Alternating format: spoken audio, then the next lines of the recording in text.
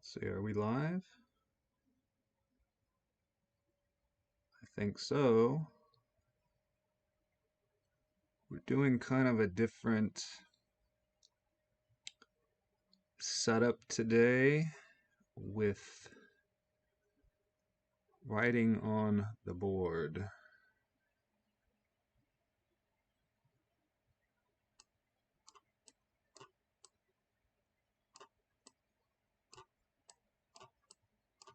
Test stream.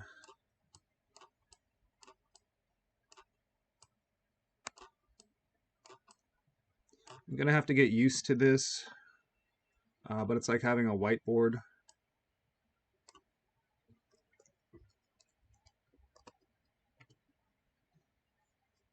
over a chessboard, and this is the first time I've tried this out. Thanks to Japanese Quest for the idea. So this is round 2 of the Charlotte Open 2021. Milind Maiti with the white pieces. I trained Milind when he was 5 and 6, maybe when he was 7 a little bit.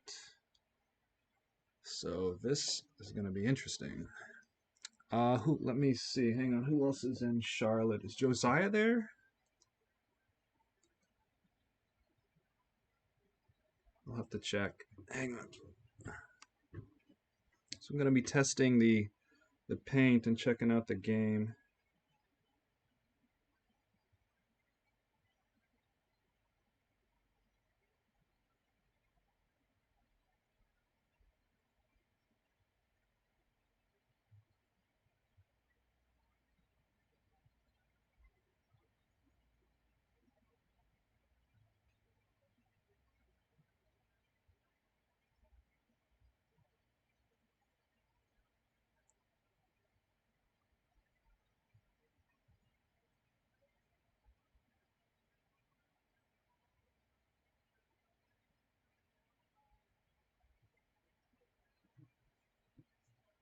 I don't know that much. I don't know anything about Benjamin Moon, but I'm assuming he has a full point in round 2.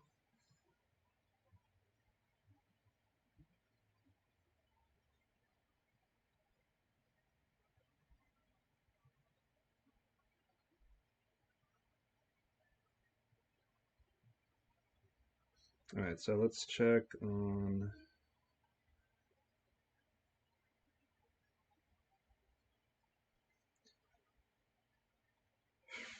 Well, I guess everybody who isn't in Vegas is in Charlotte.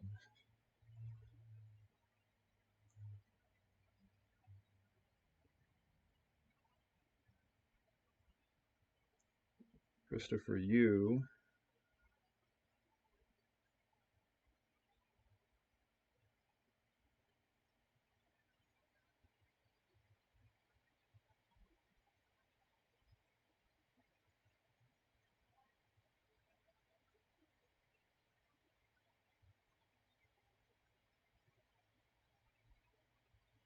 Yeah, Stearman's there. Josiah drew yesterday.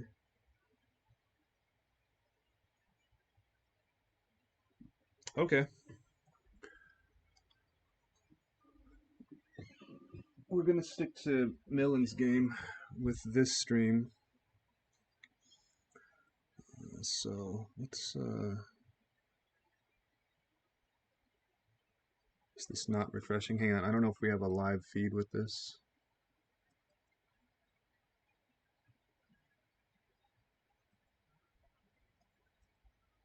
Okay.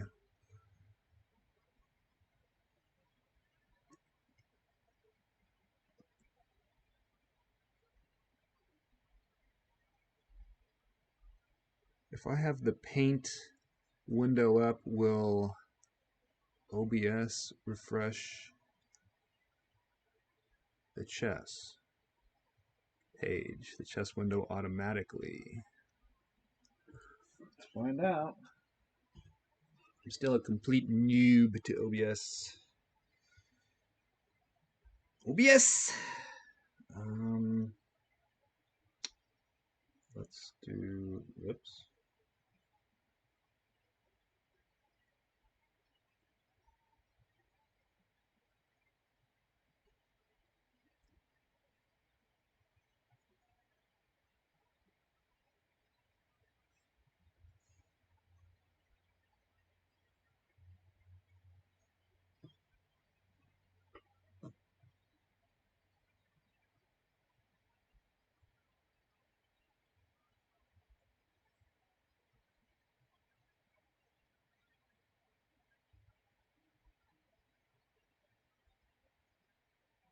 Yeah, it's okay. It's keeping tabs.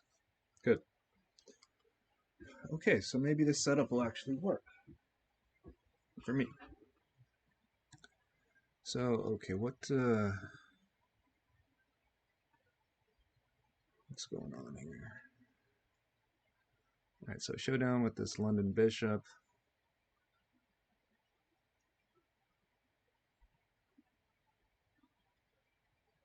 What you don't do, and this is a U2100 stream, so what you don't do is, whoops, hang on. Okay, let's,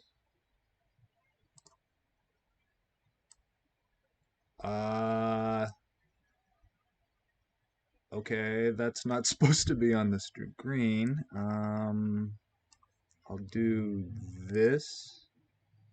Go away.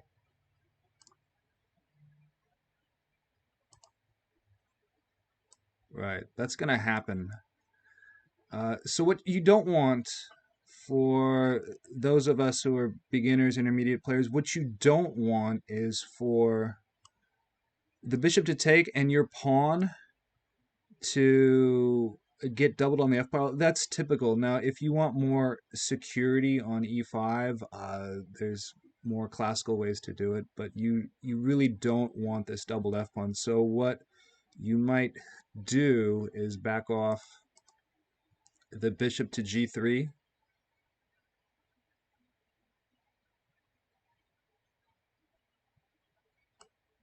Back off the bishop to g3, and if the bishop then takes on g3, you're going to take towards the center with the h-pawn. I'm going to need to play around with Paint. I haven't played around with Microsoft Paint in probably 30 years, or whatever, 25 years, Windows 95.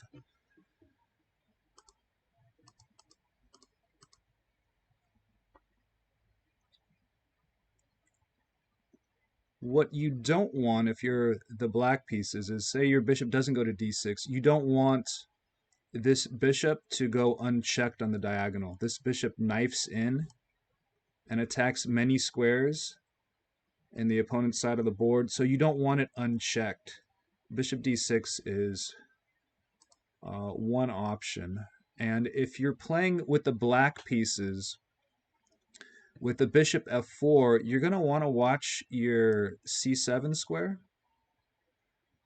as in with some sort of, knight b5, which of course cannot happen here. But when you play, this is a d-pawn system, so d4, d5, right? So when it's a d-pawn system, the knight is going to c3 or c6 after the c-pawn moves, typically. And then it can't defend c7. So if this knight hadn't moved yet, say this knight was back on b8, and there's no pawn a6, and there's a shot on c7 with the bishop and the knight going to b5, this knight could go to a6. But now that the knight has already gone to c6, you've got to be a little mindful of c7. So Milind took.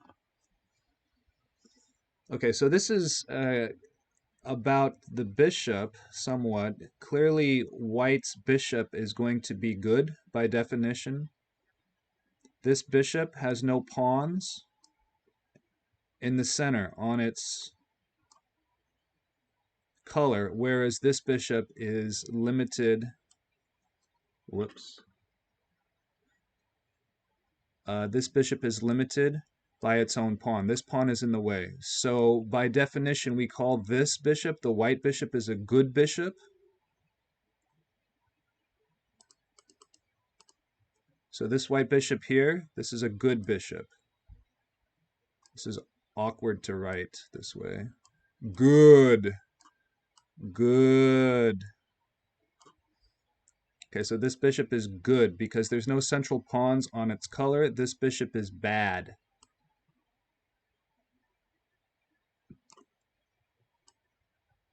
I might want to use my pad to write instead. Let me, hang on. Is that going to be easier? I don't know. We'll see. I might try the pad. But this bishop up here,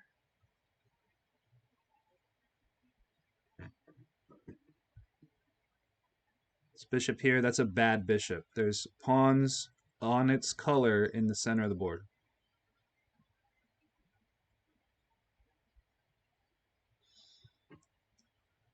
Okay, so both sides castle. All right.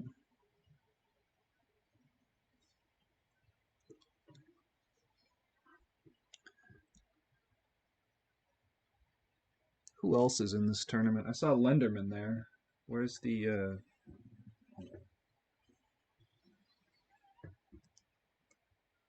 It's an impressive list.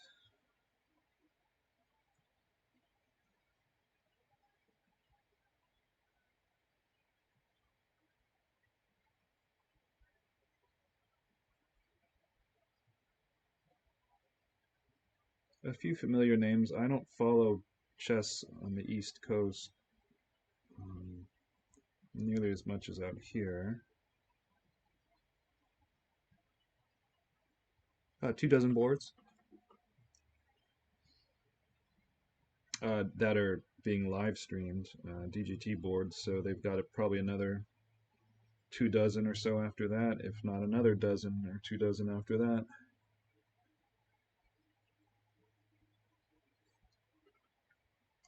Nice. So if you're out here on the West Coast, you know, you're in the Bay Area, and that's where the club is. That's where my students are. If you want a shot at a norm, you have to hit the road, Jack. You got to travel. You got to go to wherever, but you can't play out here on the West Coast. You'd have to go maybe down, I don't know, about Los Angeles. Maybe. And Continental Chess will have that traveling show that goes about the continental United States. You can try there, but you'd have to go to Vegas or Reno. There are generally no dedicated norm events in the Bay Area on a regular basis. Berkeley Chess Club had a couple, more than a couple, and that's nice. Of course, things are a little different in 2021, 2022, 2020, but beforehand, you would still have to travel. So Milind's in Charlotte going after a norm. He did play in the GM norm event a couple days ago that just ended at the Charlotte Chess Center there. So that's pretty cool.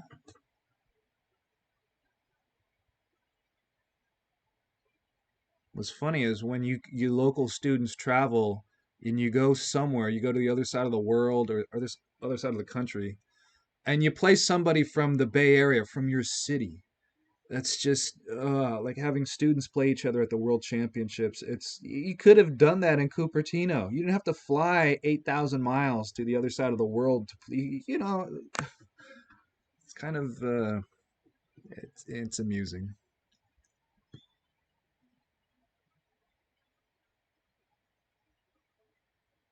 Okay, Queen B3.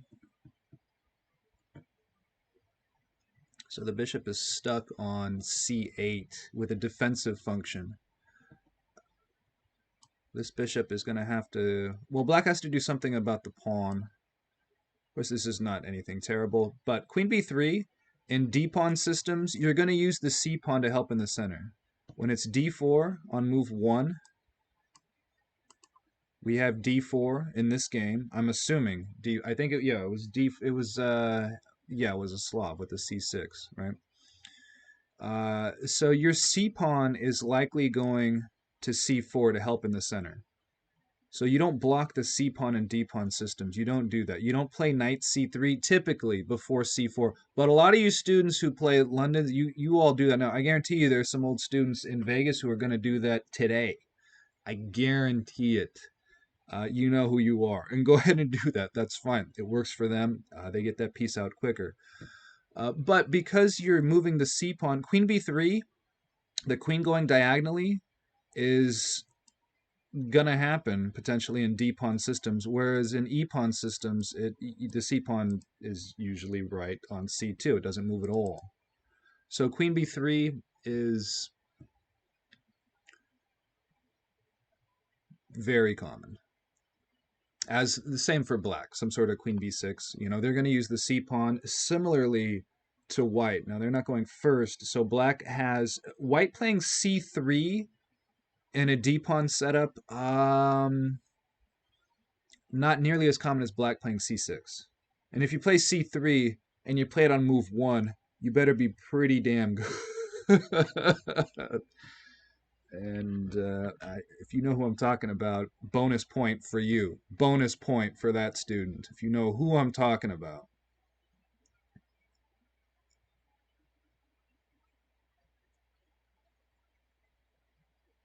So Milind has connected the rooks first. This is very important.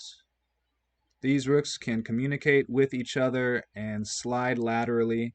Rooks like to go vertical than horizontal. So these rooks are going to come to the C file. This is going to be a race for control of the C file. And black is going to have to seek some play, mix it up somehow, because if white just willy-nilly gets the rooks on the C file, then it's a matter of trying to use, the C file against black. You're going to get a piece. This knight is going to try to potentially get to C5. It depends on what this pawn does. You can't play pawn B6. And if you play pawn B5, you give away C5. So black, this is not going to be a fun position for black to play. They are going to be tardy to the party here on the C file. White's play, black's going to have to start seeking something.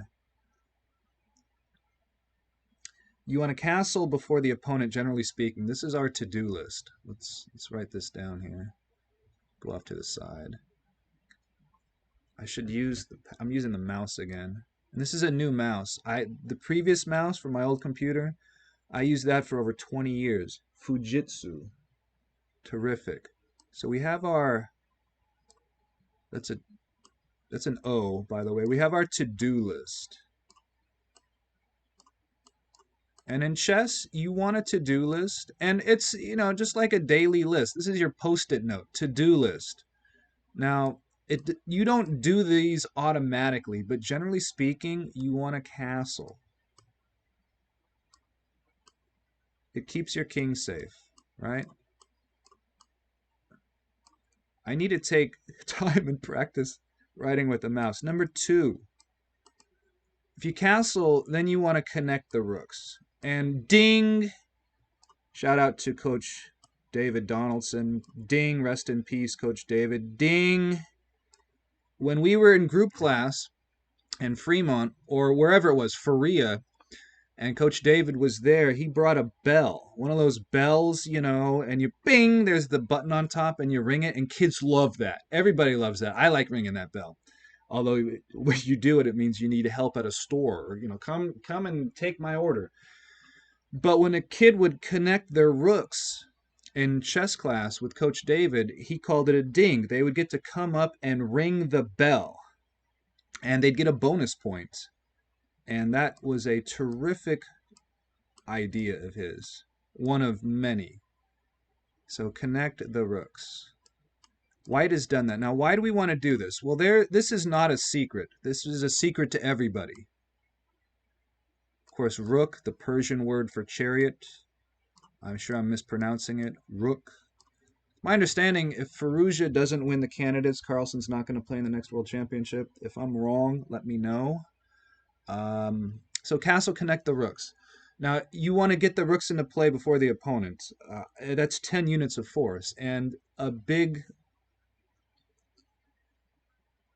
common occurrence for many chess players, many developing chess players out here, is their inability to get the rooks into play at all or quickly. They are just slow.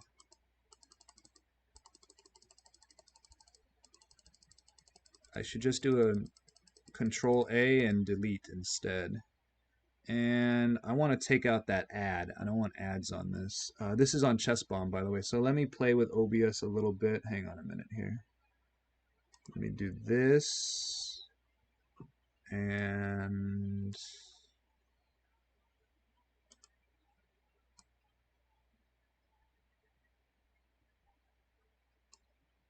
okay, hang on.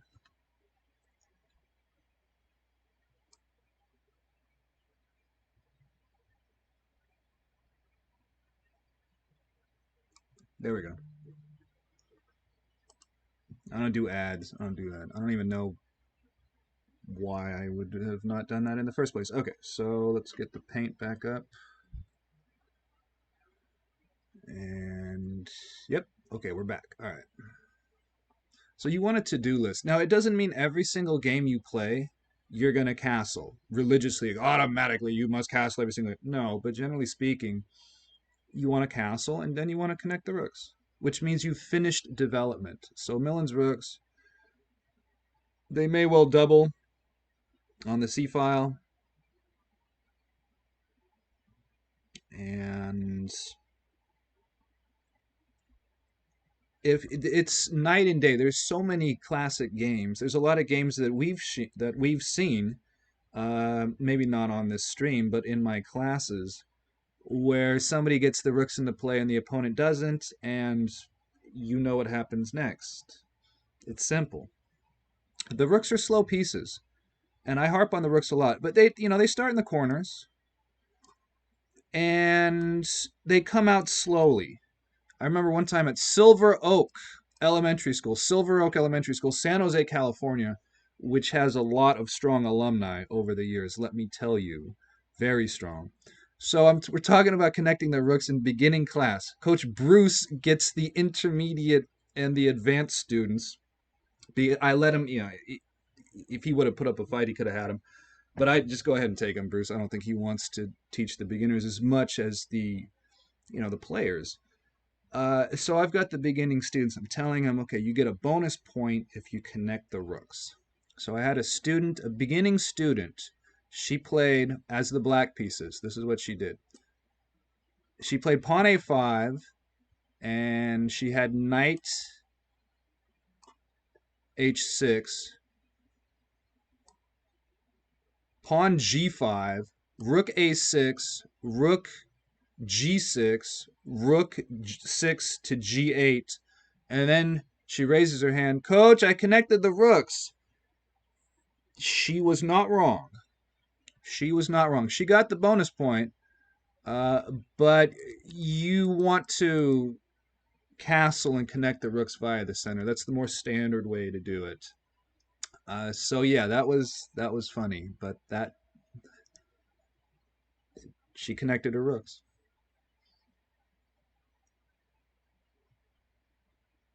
Yeah, knight a5. Yeah, black needs play. b5 is awfully committal. But then again, what are you going to do about your queen side? I don't know. This structure here, this reminds me of a game that we've seen many times. Viewer, I don't know if you can find this online at all, but you can. Has this been done on my channel? Have I done that game? I think it's on one of the videos on YouTube. But this position is, I mean, not really, but because there's no dark square bishop.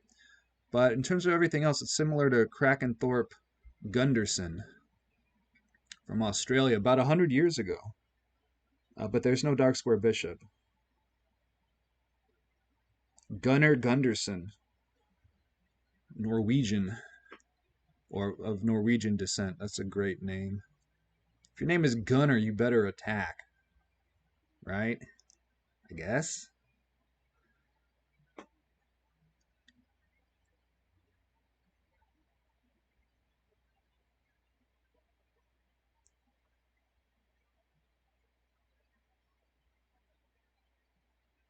And of course, with the B pawn, in terms of the bishop d7 here, with bishop d7, this is an indirect way to defend. Bishop d7, if the queen gobbles the pawn, we're going to see a rook. One of these rooks is going to come to, this is not a straight line, but it's going to come to b8. It looks like mustard. One of the rooks is going to come to, it's going to be rook f.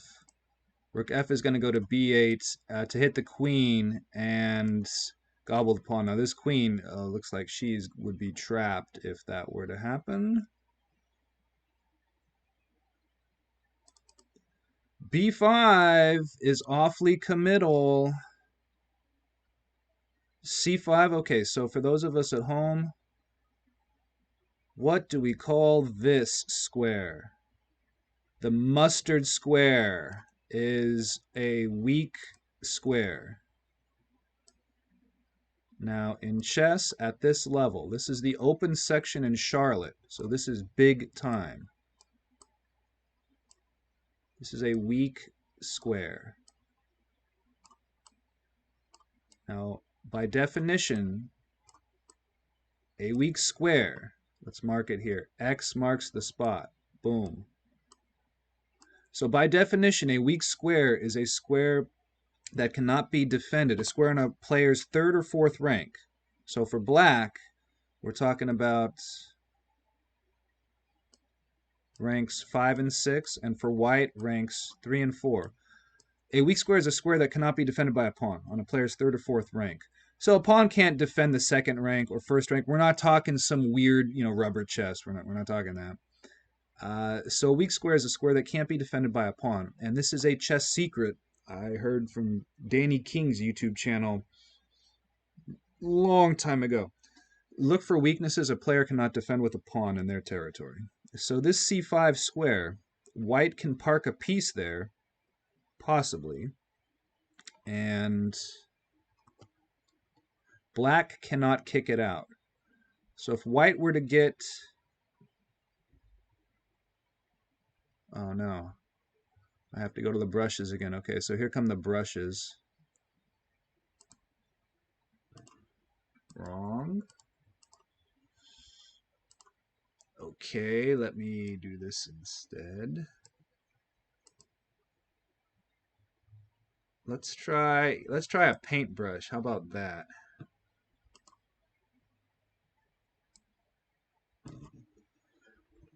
Whoa. Is it going to just put a glob? I don't want white, thank you very much. Let's do Old Yeller. What? It's still white. Now it's yellow in the middle. Okay, that's no good.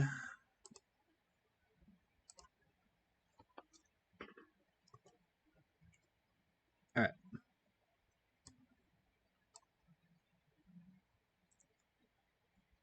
It didn't select it. How do you keep the tool selected? That's lame. Every time you do a global delete, it doesn't retain the paintbrush. Why would it make you go and select it again?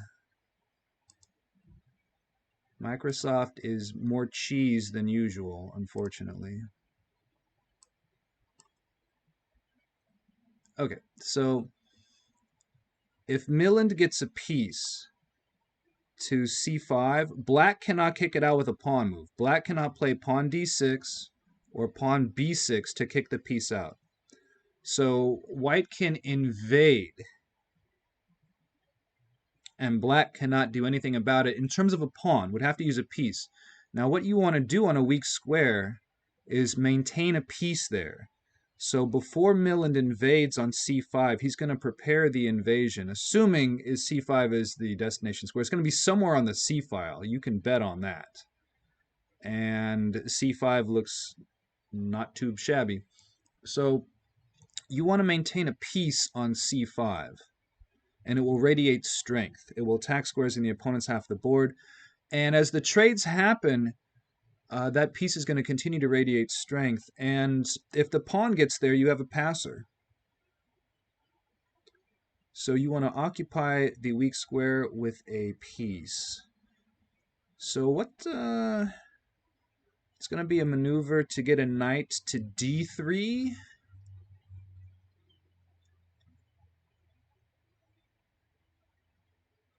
We may see... With the knight, you want to know where it's going next. I don't know about this knight going to d3. I'm not sure. But the bishop covers g4 if black tries any shenanigans on Milind's king side. So maybe the knight can get to d3, but two good minor pieces guarding the king. This is good security here for the white king. Two pretty good minor pieces. This bishop, I think, could be better placed, but this isn't bad. You know, if you could just pick these up and move them, you might position them a little differently. But clearly this isn't bad. There may also be ideas to just seek more play on the queen side. With some sort of, I don't know about a4. I don't like a4 at all, actually.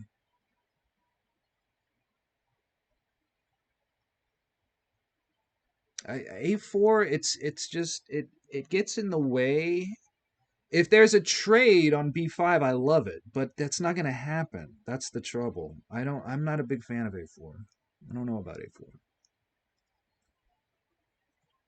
So two good minor pieces guarding the king. Not a bad idea.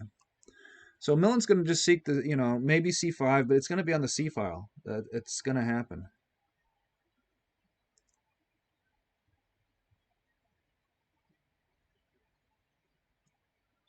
Black has to be a little careful here. If they just sit around and do nothing, they're going to...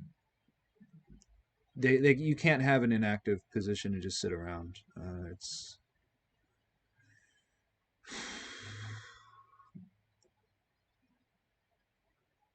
Can black play in the center? They're going to have to set that up. Okay, so for the analysis here, this is always kind of funny to me. Where's the... here we go. Okay, so here, stockfish. Oh, I ran out of screen. Okay, so stockfish over here. It's free. It's open source. You can take it and do whatever you want with it. Download it on your mobile device. And it's Stockfish, not Stockton, California. Stockfish. Some of the students, instead of calling it Stockton, they call it Stockfish, or vice versa. They'll say, oh, Alpha Zero played Stockton? No, Alpha Zero did not play Stockton. No, but that's pretty funny. Hello to everybody in Stockton, California.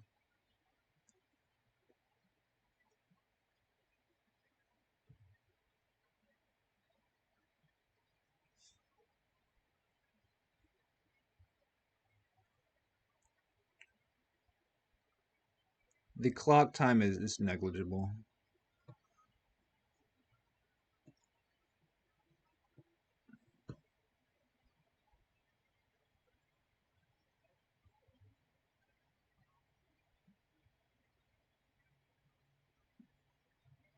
Okay, so here, when we see this rook maneuver, rook f to c1, so the rook is now on an open file.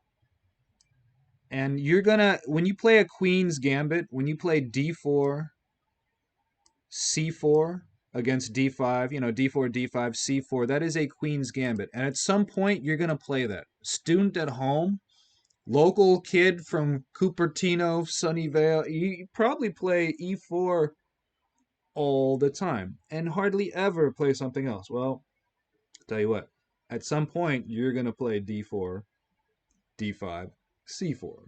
It's just going to happen. Why? There can be a lot of reasons, but your results may be better. So when you play a queen's gambit, a rook is going to the c file. That's the deal. A rook is going to the c file. So rooks like to go vertically and then horizontally. So this rook is going to lift at some point. It may well go to make a battery on c2, but it's going to go vertically and then horizontally. Rooks like to go vertically and then horizontally. So maybe to the 7th rank, maybe it's going to, you know, go to the 8th rank if there's, you know, black leaves their back door open. But rooks like to go vertically, then horizontally. Now, Milind has a rook in play. So with our to-do list, if you recall the to-do list, Milind now has a rook in play. This rook is developed. Is this rook developed on f8? I would argue no. Now, of course, it's moved, but is it developed? No. There's no reason to guard the f-pawn. Is it only guarded by the king if this rook leaves sustainment of the pawn? Yes. Yes, that's true. However, there's a pawn chain shielding it from attack. So the f-pawn is not a legitimate target. So on our to-do list, you want to get a, castle, connect the rooks, so you can get a rook into play before the opponent. And that's 5 units of force. That's a lot of force on the chessboard.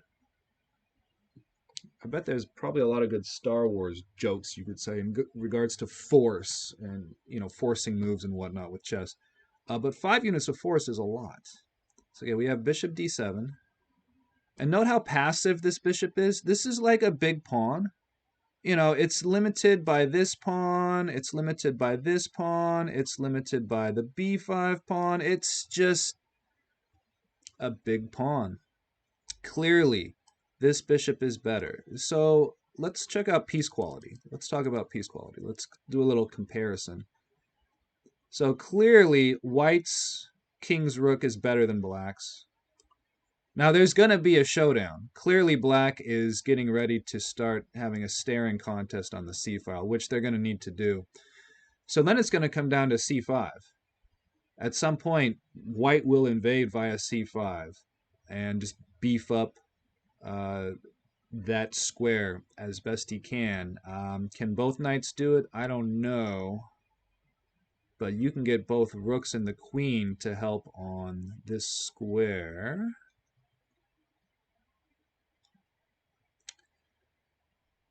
And this bishop is better than its counterpart here. The knights are a wash. The queen, black's queen, is slightly better.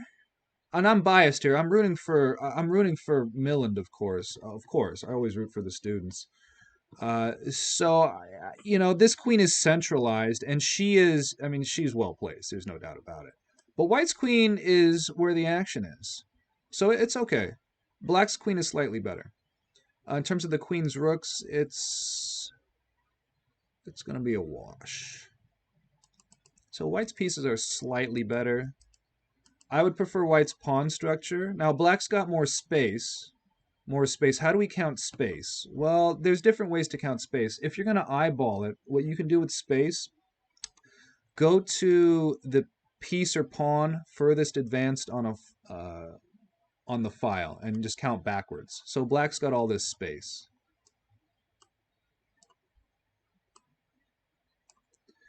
And also the queen attacking squares in white's half of the board. This queen doesn't so much. So attacking squares in the opponent's half of the board, that's another way to count space. And these are just rough estimates to give a quick assessment of who's got space. So black may have a little bit more space, but there's only one weak square for white, which is d3. That's the only weak square. The only square that Milind cannot defend with a pawn on ranks 3 and 4. Potentially. Black has got a lot of weak squares on the queen side. This square is weak, can't be guarded by a pawn. This square can't be guarded by a pawn. This square can't be guarded by no pawn, cannot be guarded by a pawn, cannot be guarded by a pawn. So black's got 5 weak squares, white's got 1. So long term, there's more invasion potential on the queen side for white than there is invasion overall potential in terms of weak squares for black. Now, if black doesn't contest on the c-file, they're out of their mind. So, of course, Moon is going to do that. But what you don't want to do, if you're the black piece, is say you categorically never put a rook on the c-file. Let's pretend that black never puts a rook on this square. Never.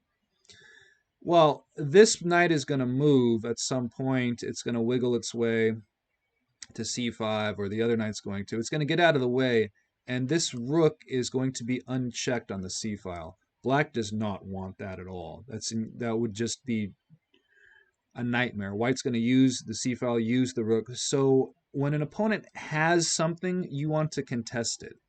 White wants the c-file here, clearly. Black is going to have to contest it, and if not, will suffer by not contesting the c-file. Computer suggesting knight e1. Yeah, knight e1, right. That's what we were discussing. Where's the knight going next? Well, this knight is going to occupy the weak square. Is it going to trade itself for the bishop? No. Milind went with a4. Okay, this will be interesting. Milind's seeking a little more spicy play on the queen side. If you get your knight to c5 in this position, you don't trade it for the bishop. It's to have, superior minor piece. You don't do that unless there's a lot more happening in the position to justify the trade, because clearly the knight is a better piece than the bishop. This is just a big pawn. So Milind played a4. Okay.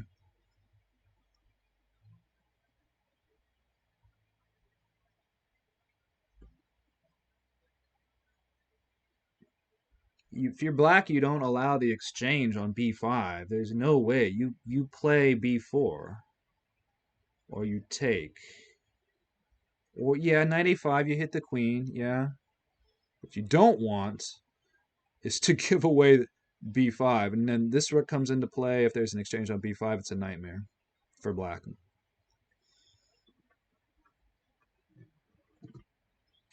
So take, knight takes, knight goes to c5. This queen is going to have to get out of here. We're going to see a lot of play on the c file. And Milind might do, okay, so let's say, where are the pieces going next? This knight, if black takes, the knight is going to take and then go to c5. The queen is going to get hit. She can't stay here. These rooks, well, this rook is going to stay on the a file? Well, I think so, because this is going to be an isolated pawn. And that's a target for Milind to pick on, especially with this bishop. It's going to have to move. And that might give away b5. Black's, I think, got some decisions to make on the queen side here right away. But you're going to want to get the knight to c5, and then this knight may... I mean, you're not going to go to e5 with this knight here. But if it leaves, there might be a knight e5, or once again, this knight could go like this. And you're going to maintain security here. This queen, this rook may well go... If black takes on a4, the rook may go to c3, and we might see a queen c2, maybe then a rook c1. That would be an Alekhine gun. If this rook goes to c3, and the queen to c2, and this rook to c1, you would have all the heavy pieces on the c file in an offensive fashion. That's an Alekhine gun, Alekhine gun. Potentially very strong. So a4, buckle up.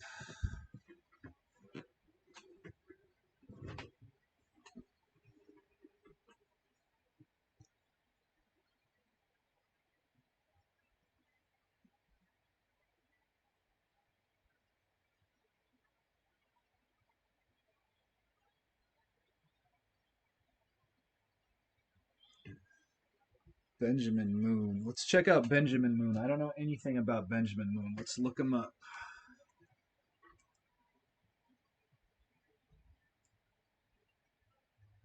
I've heard the name, I think. Moon is a common name, but I'm not saying in the chess world. But it sounds familiar. So let's check out Benjamin Moon.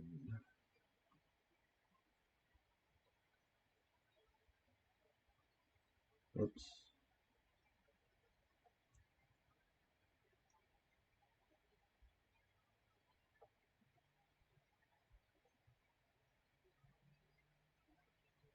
You hear a noise, it's raining here.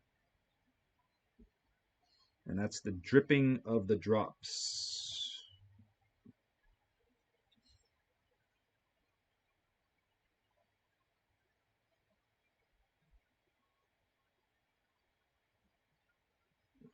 Okay.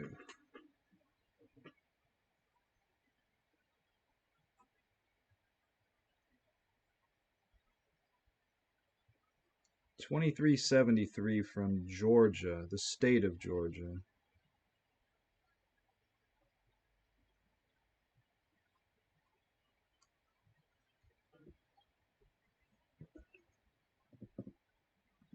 Georgia. Some old students moved there about 8 years ago. Preston and Spencer moved to Georgia. They were pretty good.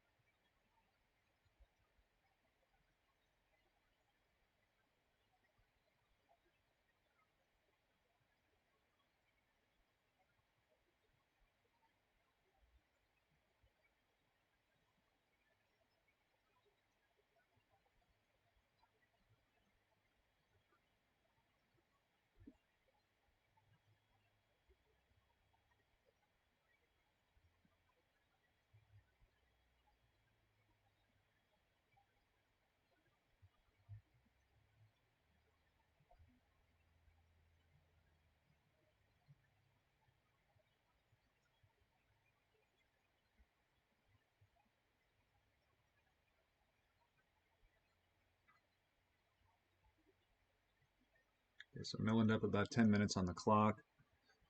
What move are we on? 13? Well, the clock is the 33rd piece. So this is plenty of time. Plenty of time. And are they playing with... They must be... This has got to be FIDE rated. So it's gonna have increment. So the clock is not that much of an issue. At least not right now. And for those of you at home, those students, don't try to flag the opponent. Just don't. I remember at a quads,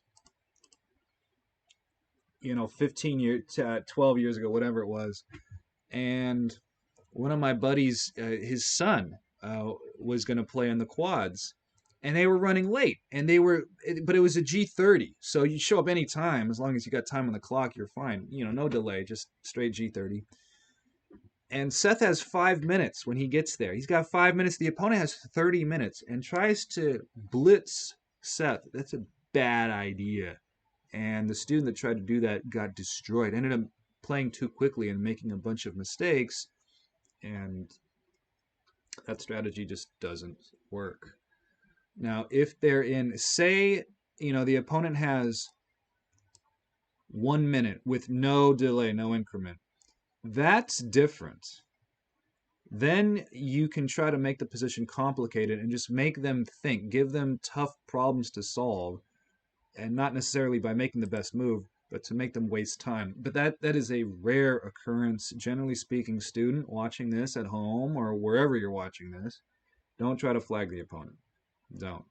Certainly not if you're, U1500, U1800, U1500, no. Categorically, just don't even think about it. But do become, familiar with the clock.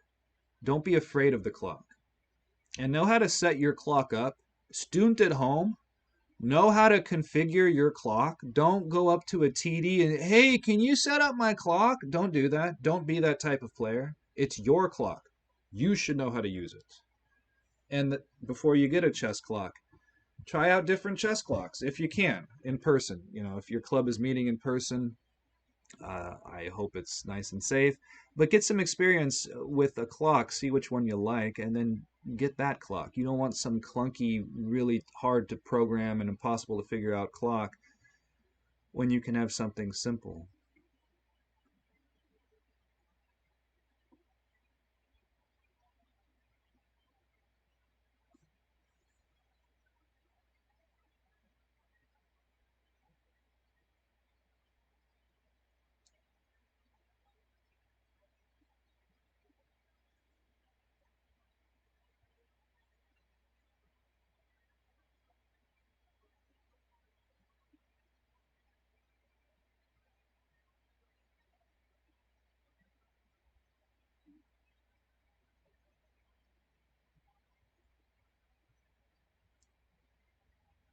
This is a big decision point for black here.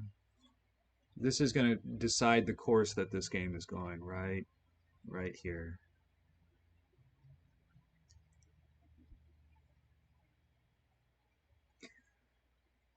Are they doing... I didn't see the North American Open on Chess Bomb. Let me check. Wait, hang on. Let's check Chess 24.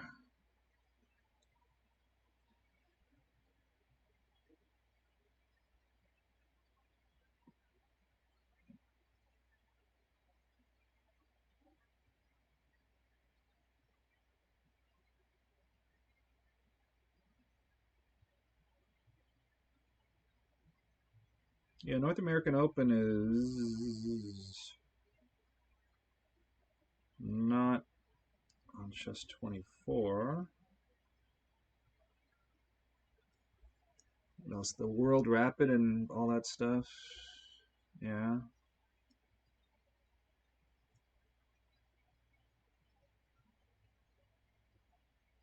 Well, we'll check all that out after this.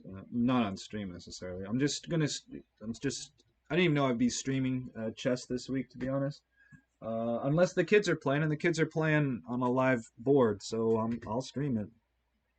That's what I live for. A lot of fun. And not as stressful if you're not, I haven't worked with Milind in forever. It's still somewhat stressful, but when you are the main coach or trainer, then it's a lot more stressful. So this is just really cool.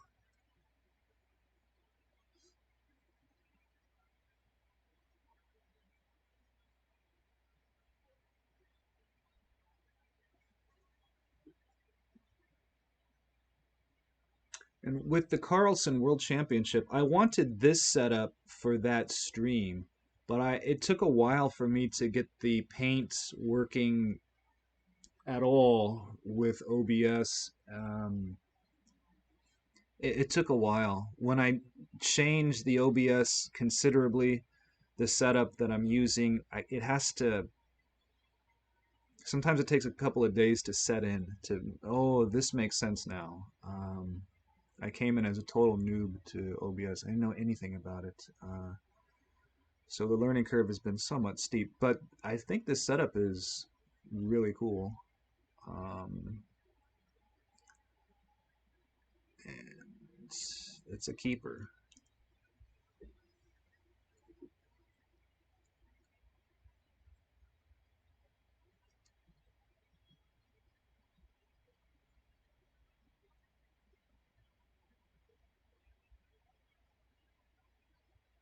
How much time has black spent on this move? About 10 minutes? No, it's not a tactical position. So when it comes to, how much time are we going to spend on a move? How much time? Well, if it's tactical, which this is not, but if. So should I do if with two Fs? If and only if? No. We're just, okay, if. If tactical, and you know it, okay? Now this is not that case.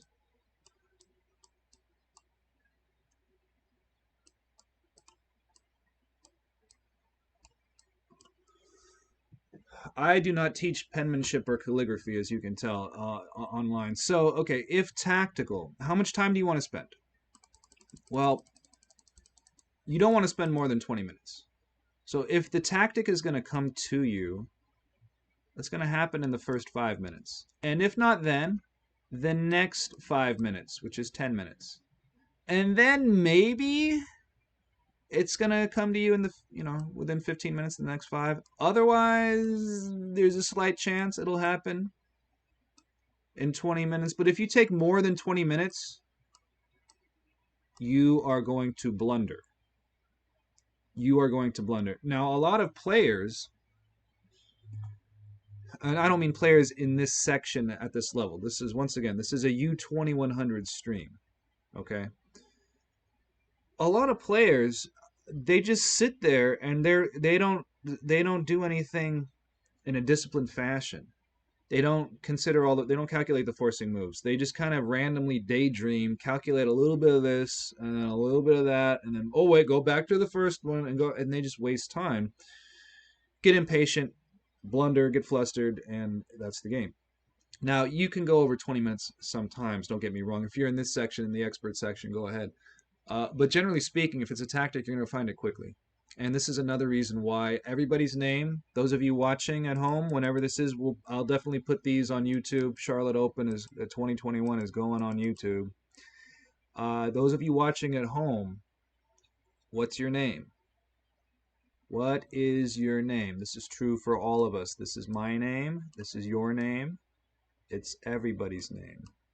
Because chess U2100 is tactics. And you have a middle name.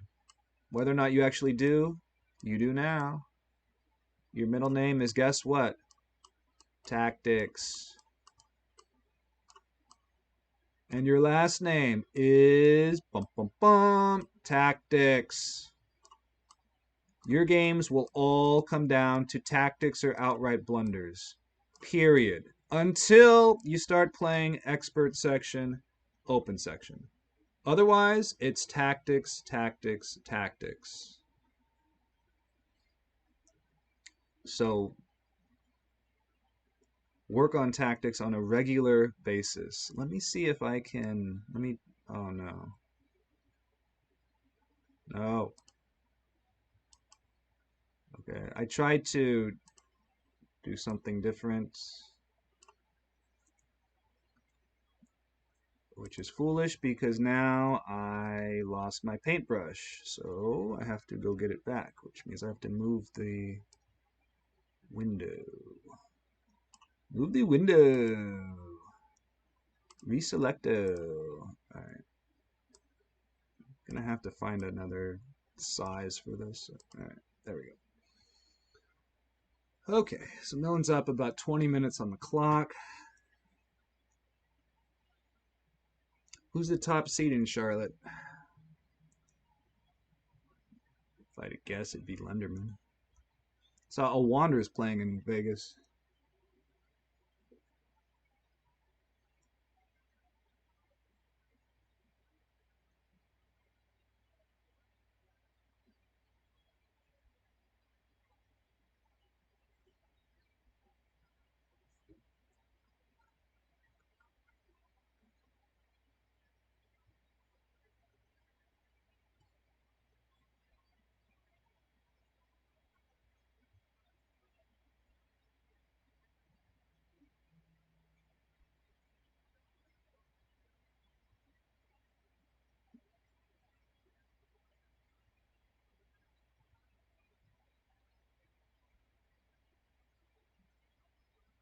I think Milind.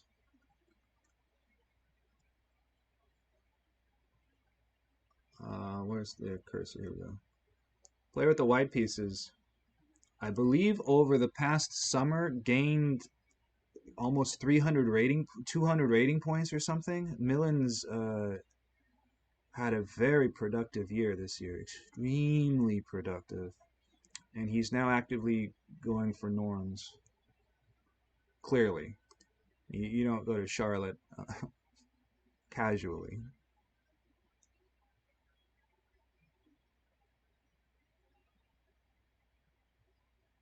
Current rating is 23. Well, before the GM norm event, he was 23.95 USCF going into that.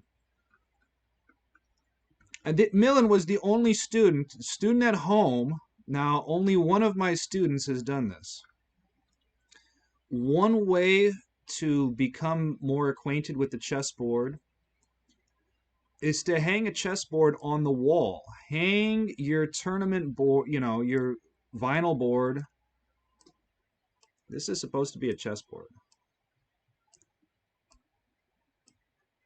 I haven't taken art class in 30 years. That looks, does this even look like a chessboard? It looks like a piece of bread. That's the sorriest chessboard I've ever seen. You know what a chessboard looks like, but hang it on the, what? No. All right, hang it on the wall. hanging on the wall. And via osmosis, you know, put it in your bedroom. And this is for the kids at home who are gung-ho about chess.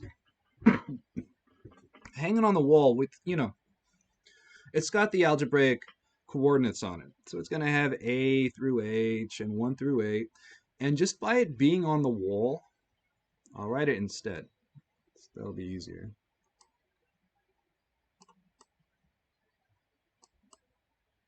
Milind was the only student of mine who ever did this. He hung a board on his wall in his room. And he ended up winning so many trophies, and he'd put them in front of the board, you couldn't see the board anymore. Hang a board on your wall. Via osmosis, if you're George Koltanowski, you'll draw a board on your ceiling. And it's the same thing. Get your parents' permission before you draw on the ceiling or on the wall at home. But by the board just being there, you're going to take in the board via osmosis tremendously. You're just going to take it in.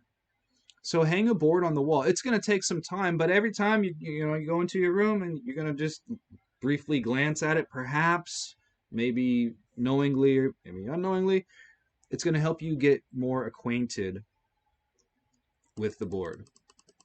Just do it.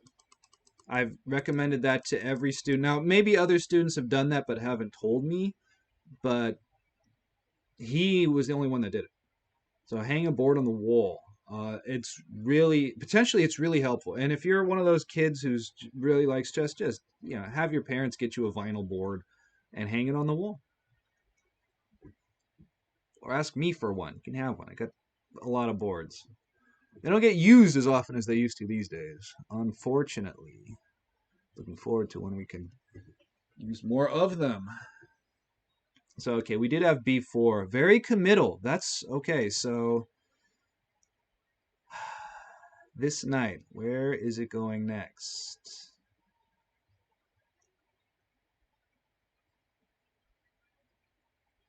Well, it's going to go to B3. So black's going to have to play pawn A5 at some point. Otherwise, this knight is going to go to D2 to B3 to C5.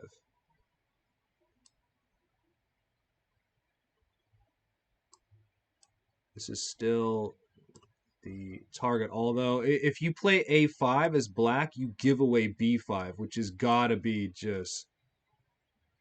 This is not fun for black. Black's going to have to make some really tough decisions here. Black needs... You're going to have... Yeah, breaking in the center. You got to do something. This queen side is... it's being gifted to Milind here. You can't push A5. Yeah, that's got to be so bad. Too many weak squares.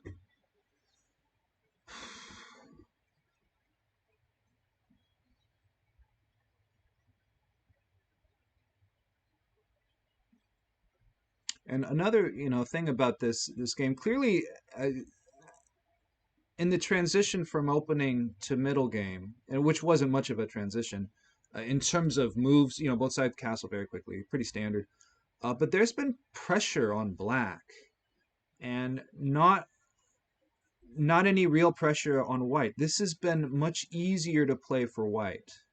Much easier to play for the white pieces. What happened here? 94?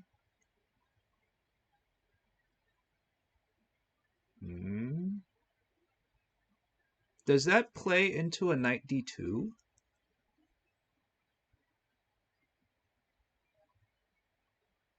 Doesn't that play right into knight d2, right? This strikes me as odd. I don't know about this move. Because white's going to play knight bd2 anyways at some point. And, then this knight is just going to go and replace it. I don't... What is black trying to do? What's going on? What is this?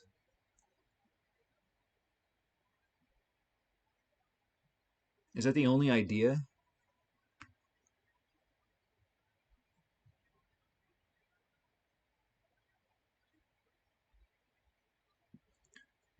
the computer's saying A5. If A5, can Milind reroute the bishop to A4?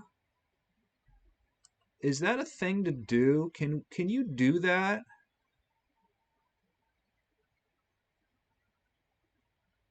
I mean, tactically, you've got to make sure the pawn is okay. But is there a way to, or do you wait? Do you just hit the A6 pawn? Well, how else do you get to it? You put a knight on C5. You put a knight on C5, and you fix this pawn here. If you get an A5. Okay, that might be. White's got options here. Black, this is.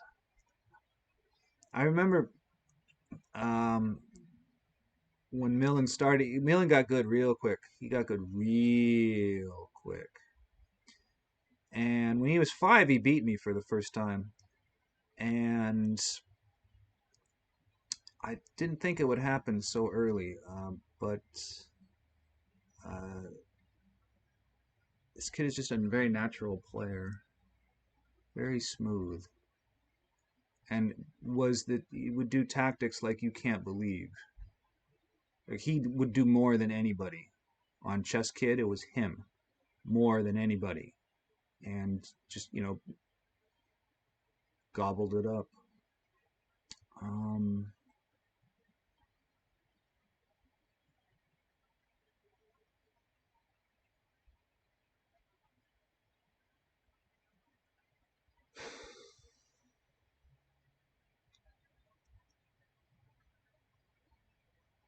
I still don't get this 94.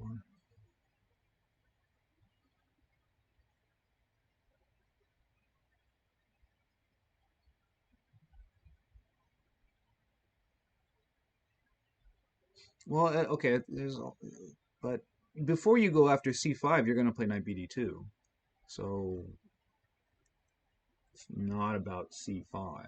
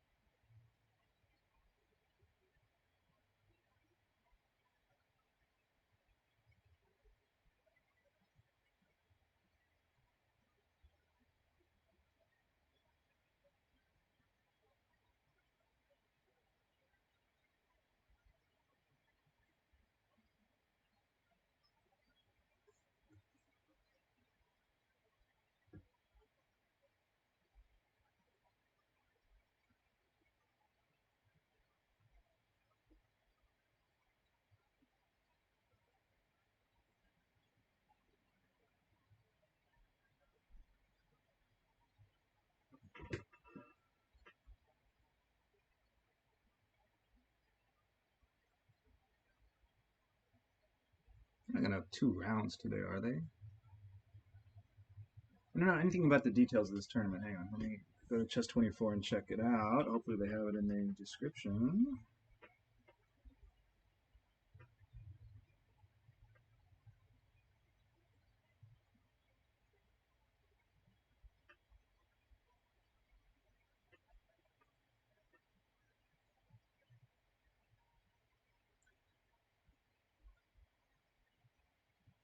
Let me check the whole field here. All right. Yeah, Lenderman is the top seed. Yeah, Lenderman's number 1.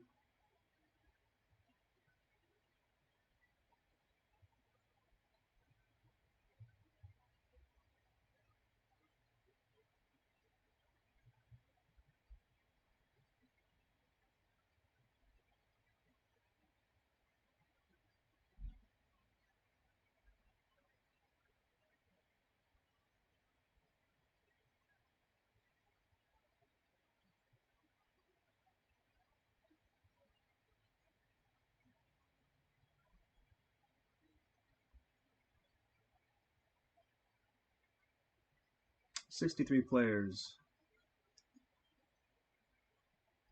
9-round Swiss. Oh boy. They're gonna have some doubles.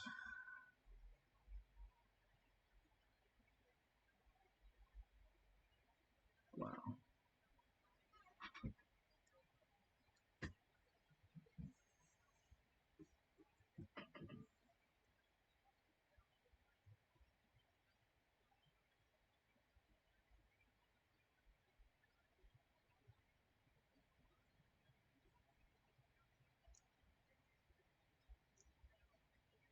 This tournament's gonna be grueling. 9 rounds in less than a week. Ugh.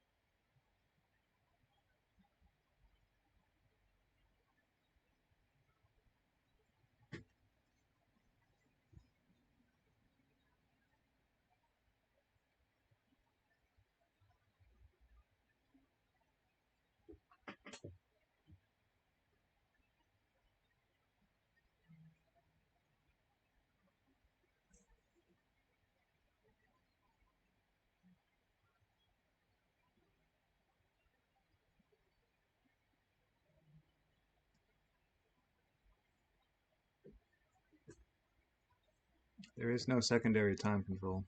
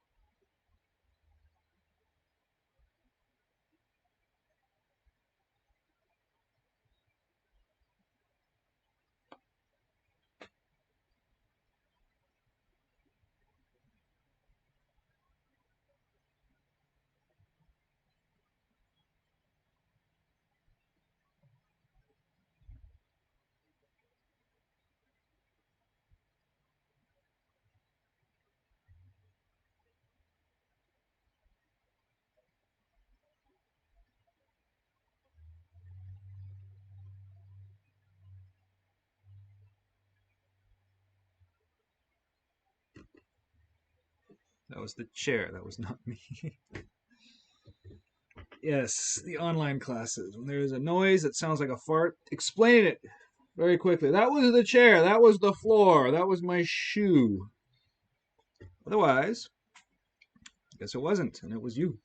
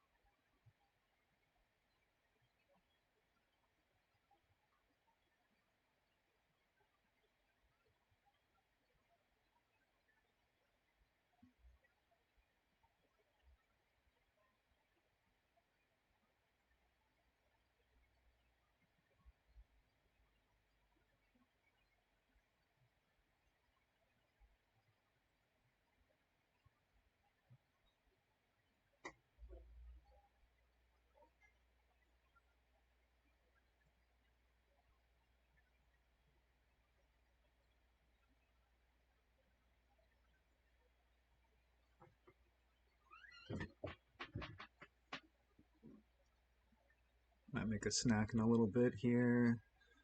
This is, you know, in a blitz game, you play knight bd2 here, I think. Of course, this is not a blitz game.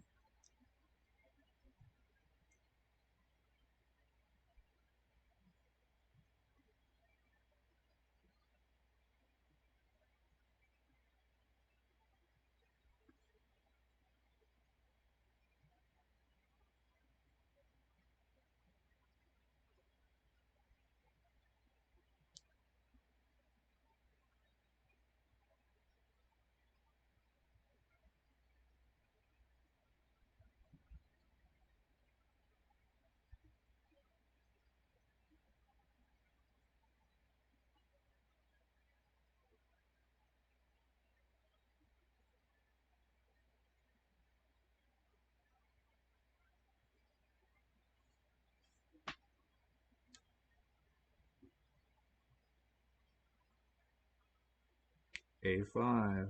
Okay. Wow. All right. So what's the plan here?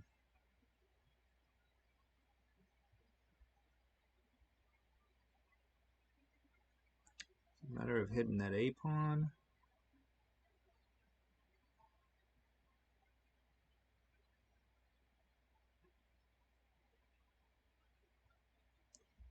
You put a knight on B3?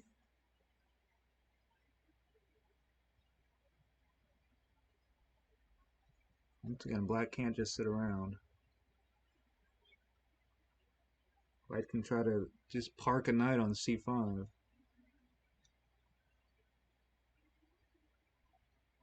And then go after the A pawn. Transfer the attack. Beef up on the C file. Black's gonna have to do something.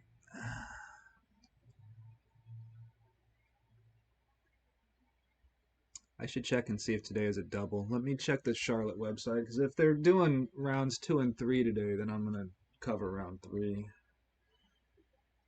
If Milind's on a live board, that is.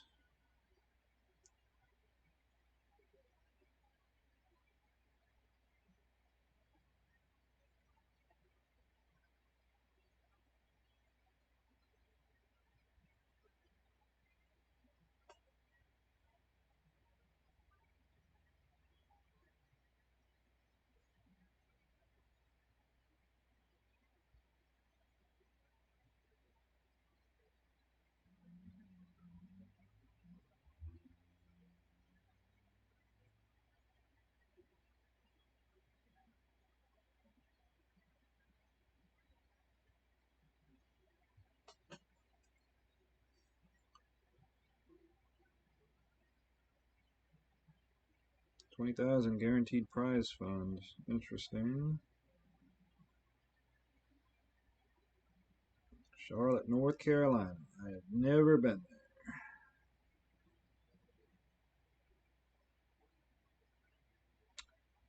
there. $3,000 to clear first, huh? That's a U2200. And U19 goes by 300. Interesting. Yeah, okay, so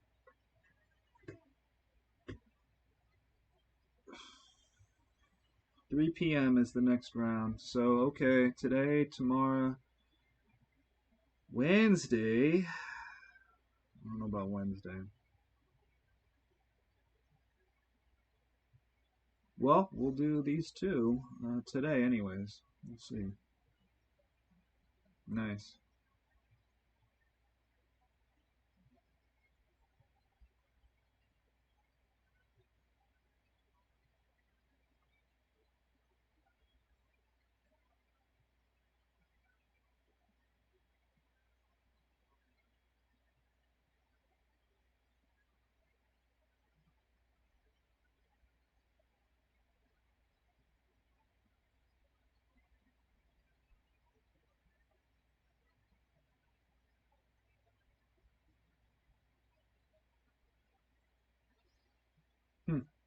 Alright, so today's a double, tomorrow's a double, Wednesday's a double.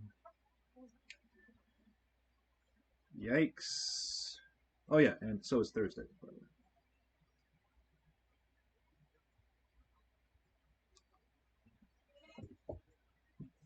Tough playing in the States. A lot of double days. A lot of double days. Playing in Europe, they don't do double days. Rarely. They do one a day. But can you really take off 2 weeks to go play in one tournament?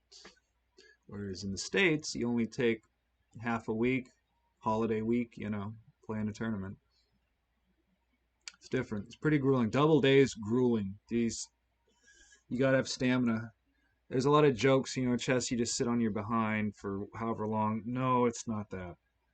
You're focused and concentrating the entire time for 6 hours, for 8 hours, for 4 hours. And if you lose focus or concentration for one instant, that could be decisive.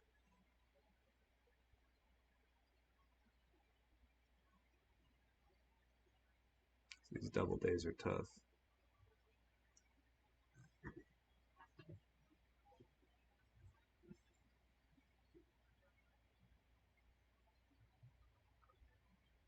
Okay, no one's up 10 on the clock here.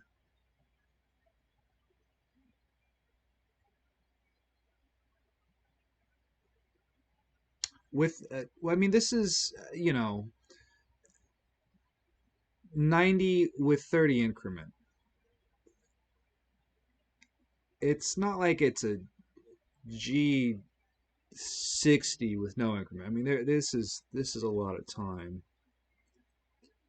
So you wouldn't change your approach in this time control. If it was a G60, you might push for a little more sharp play, push it a little more, put more pressure on the opponent because they don't have as much time to deal with the pressure. But this is entirely different. This is pretty standard. There's just no secondary time control. But they can bank. So with this increment, and viewer at home, you probably know this, who invented incremental time control?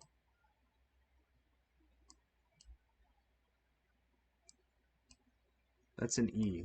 Am I not writing at the top? Or that didn't come through? Let's make it lowercase. E. Increment. Give me a real writing implement. I write much better. This is sloppy. My uncle gave me a nice pen and pencil set this year. If it was digital, I could hook it up to this, I guess. So increment. The inventor was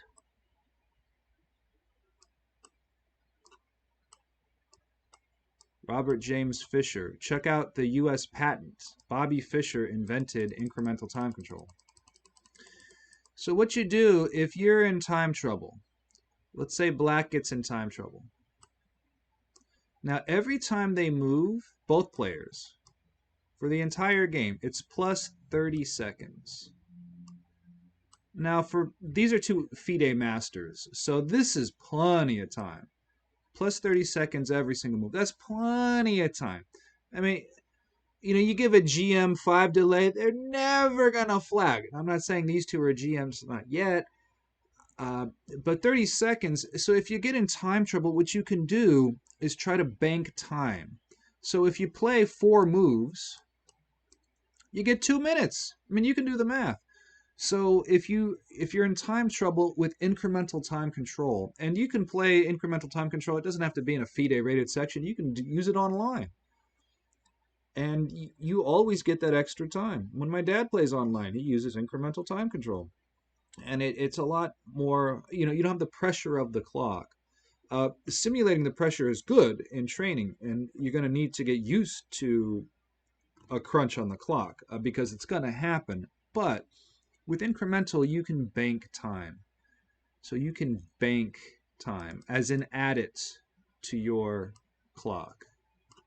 And it's not a delay. Delay doesn't get added to your clock.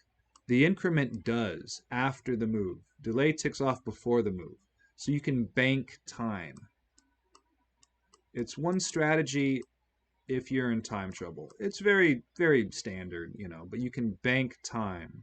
You guys can't see that. I'm going to have to, this is kind of a test stream. I was not intending to do this right away, but I saw that Well, he was playing in Charlotte, and yeah. So I'll fidget with this. Maybe not today, but before tomorrow, play around with this.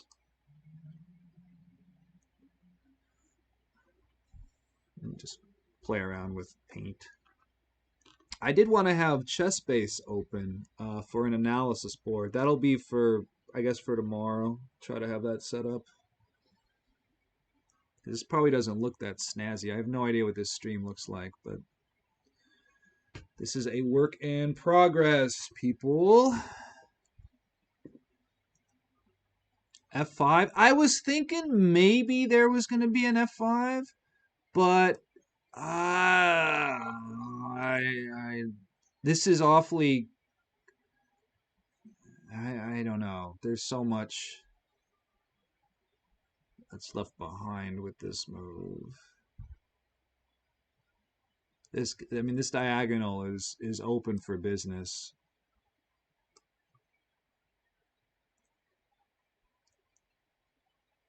But you can't sit around and do nothing. I guess I understand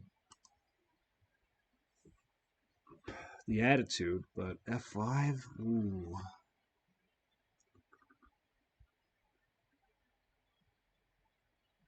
So yeah, the knight's going to B3. Where are these pieces? Coordinate the attack. Okay, so coordinate the attack. Let's see if I can fit it on the screen. This is a good one. I'm not saying my writing.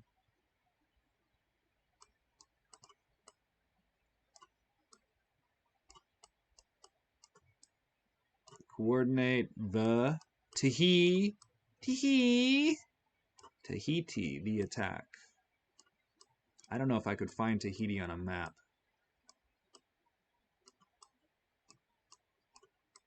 All right, so coordinate the attack. So where are these pieces going? Okay, so this knight's going here. There's going to be some sort of chop, right? There's going to be a chop, chop, chopperoo. Knight here, perhaps. And then knight to b3 after the queen goes to c2. And then that knight's going to c5. And this bishop is going to stay put.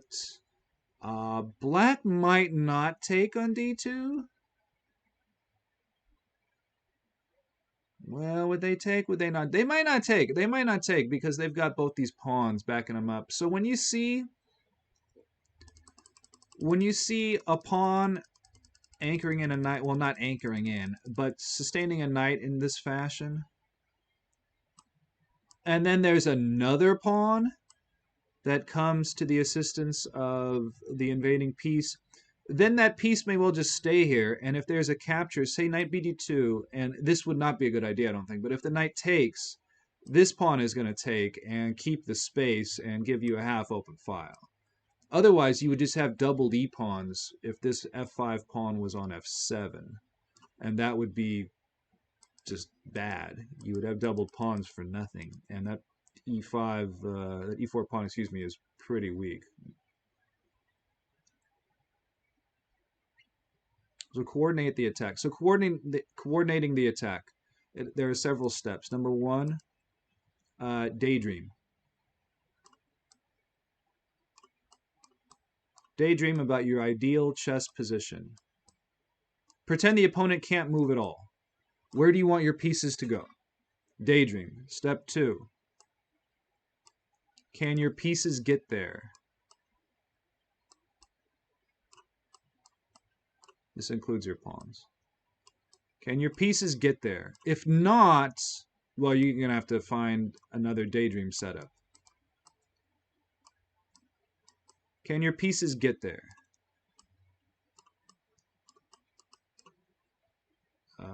Get there.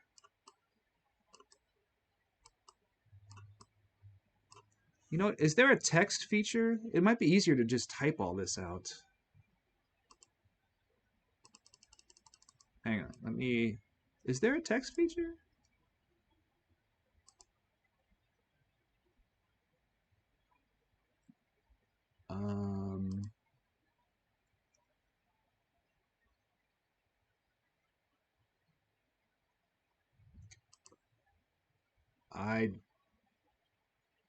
Did I want to do that? That's actually, that might be better.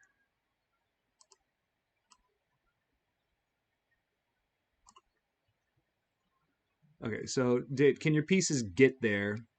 And then step 3, can the opponent stop your pieces from getting there? And step 4, can the opponent just altogether ignore your threats? Period. Seek play elsewhere. I thought you could do text.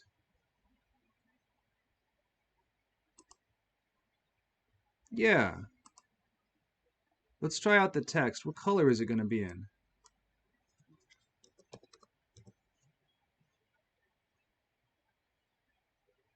How do you pick the color?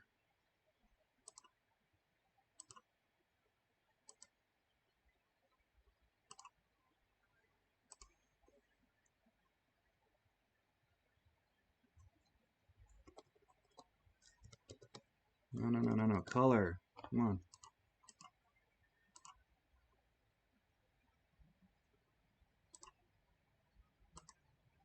Keep the color.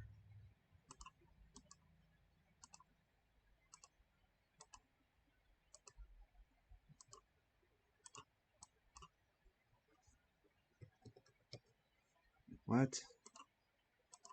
I don't understand. This text box is garbage. Microsoft Paint, not very impressive. I am not happy with Microsoft Office at all. It is absolutely terrible.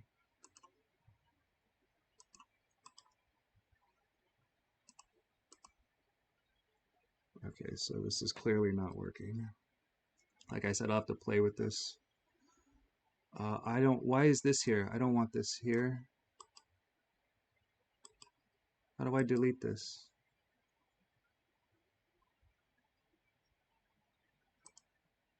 What? I don't understand what's going on. With Microsoft Paint, hide this help. Yeah. I don't want to see this on the screen.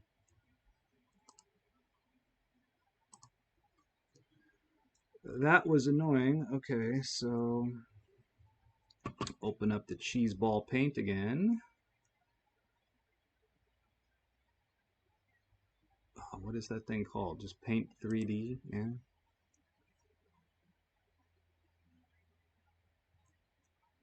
Do I have to recrop it? Oh man. That's annoying. Hang on.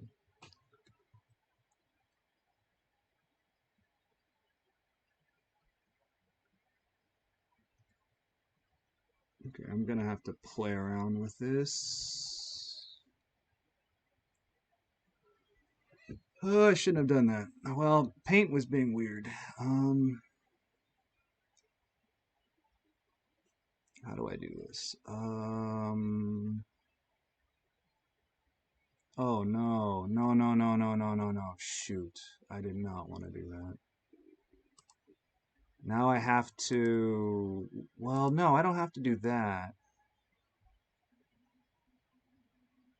Hang on. Okay.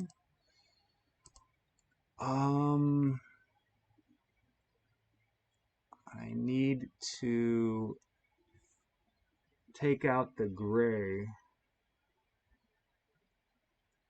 or make the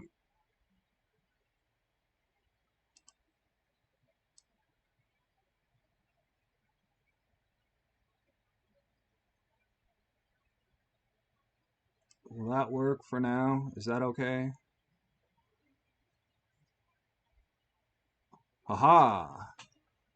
Did that work? I guess. I think that worked.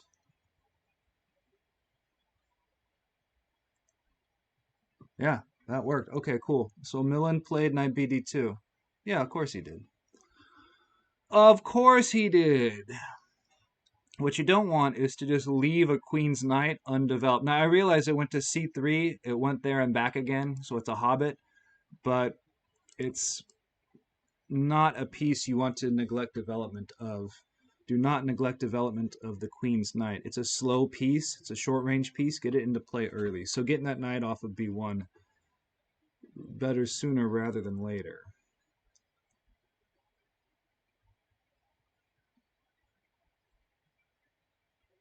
Black's in a little bit of a pickle here.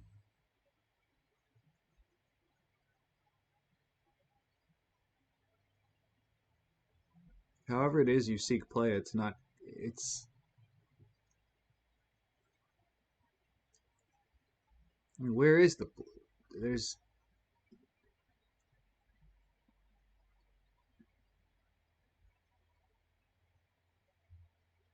can you go after white's king side? I don't think so.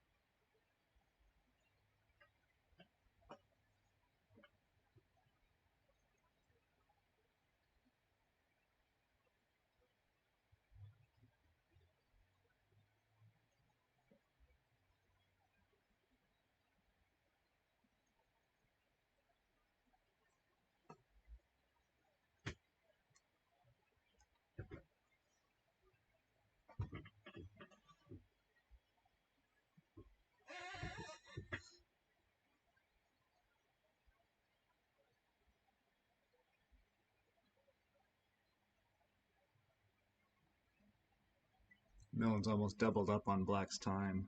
Time may start becoming a factor here. Not yet, but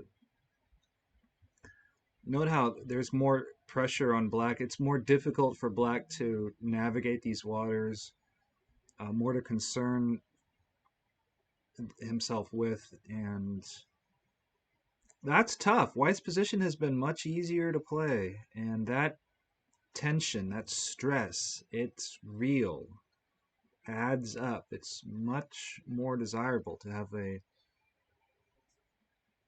more natural play without any, with as little pressure as possible. I'm not saying this is a cakewalk, not at all, but there's been a lot more pressure on black than on white in this game, in terms of just the position.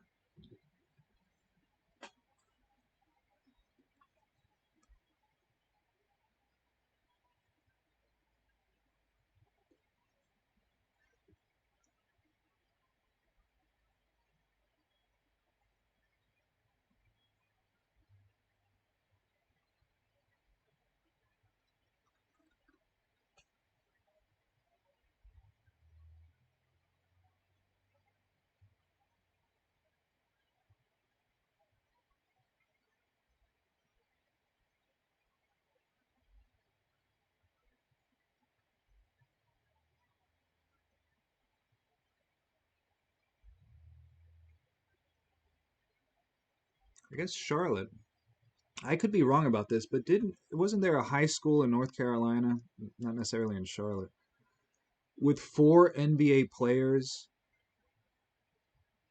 on the same high school team? This is going back in the 90s or something like that. Chess out here, Chess in Cupertino. I don't know where Milind lives now, but that's where he used to live. And Chess in Cupertino is kind of like that, where you've got some schools are just loaded with chess talent, and they are good. Monte Vista High School, Cupertino, California, multi-time national chess champion.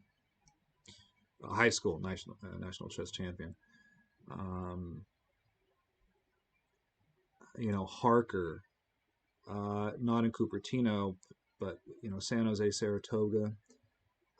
Some of the public schools, you've got just over the years, you've got some terrific chess players, and that's just in Cupertino and you know Saratoga. You know, Saratoga High School.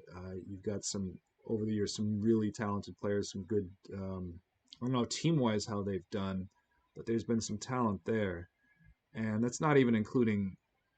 You know, it's just in the South Bay. Um, Not even including you know Fremont, the Peninsula, the North Bay, Berkeley. But in Cupertino, you can walk down the street and run into a chess player. You'll see him on the street. I don't mean people playing chess, but you'll see fellow tournament participants, a local master, one of their parents. You'll see him. H6? What?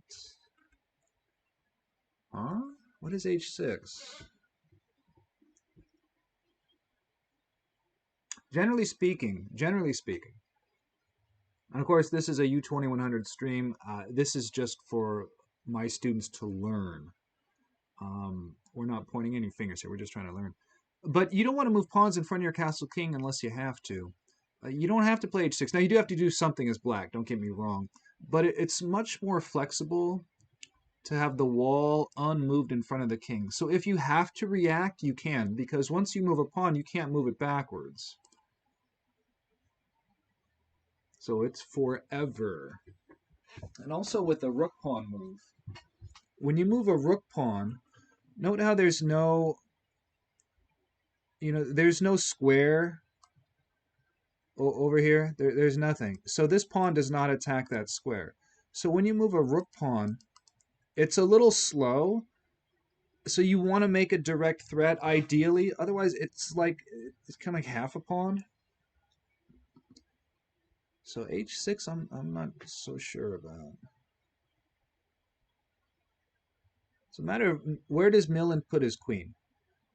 Where does Milind put his queen? Is Milind gonna play queen d3 or queen d1?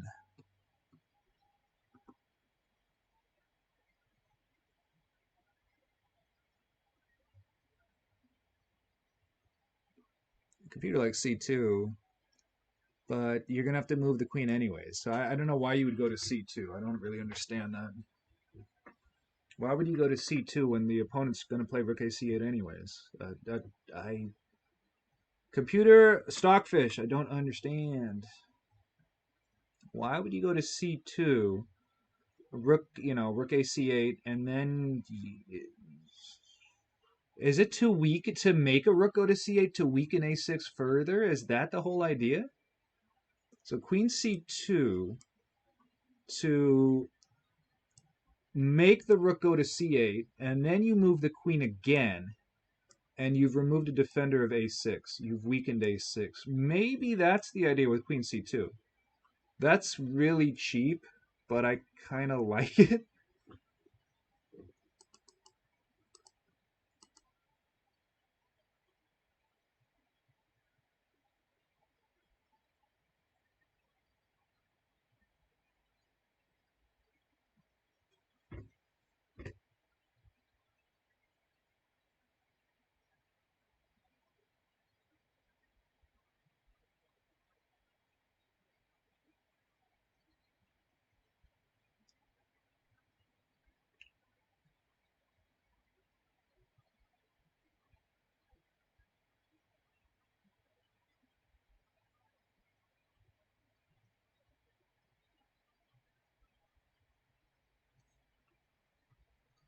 Player with the white pieces, Milind, was the Denker representative from Northern California this year.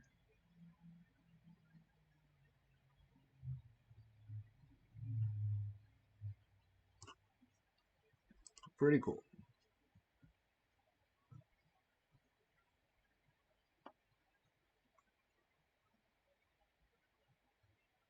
It's raining again. Should open a window. The rain would be nice to hear, perhaps.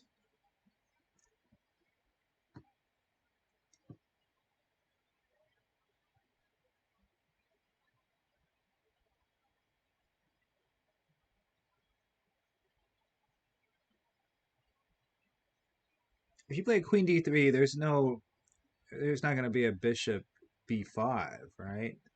The knight has to move first.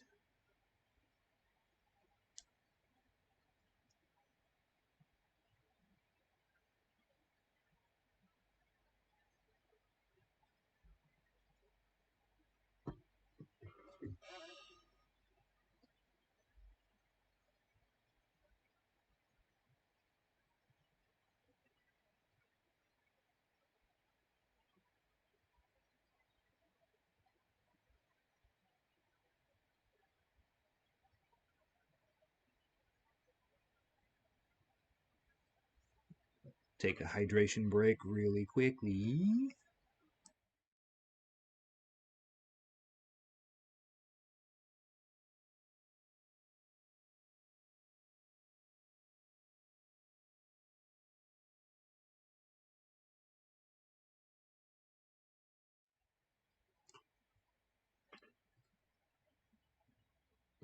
All right. When you go to a tournament, go ready. Bring everything and then some. Bring multiple beverages, whatever it is that you drink when you play a game of chess. Bring a couple of snacks. Milind would bring chocolate. This kid, this kid would eat chocolate. There'd be a little bar of chocolate at his board, and he would eat it very slowly as the game would go on. That's when he was, 6 years old. But bring some snacks, which, if you're at this kind of event, and I don't mean in this section, but, this is a U2100 stream. So say you're playing a double. Do you have a big lunch? No, no, no, no, no, no. Let's say your round starts at noon, such as they did in Charlotte, noon their time. Okay, so when do you have, let's say you're going to have a nice breakfast, a typical breakfast, regular size for you, not a light breakfast, a breakfast. When do you eat? Well, you don't eat at 10. That would be that would be too late. You'd want to eat at 9 at the latest, 9:30. 10 is too late. I would eat about 9. And you're not going to have a full meal for lunch. You'd have a snack. Have a couple of snacks, something to hold you over. But make sure you got plenty of energy. Bring multiple snacks if need be. But you don't want to get full. And your next round is at 6, right?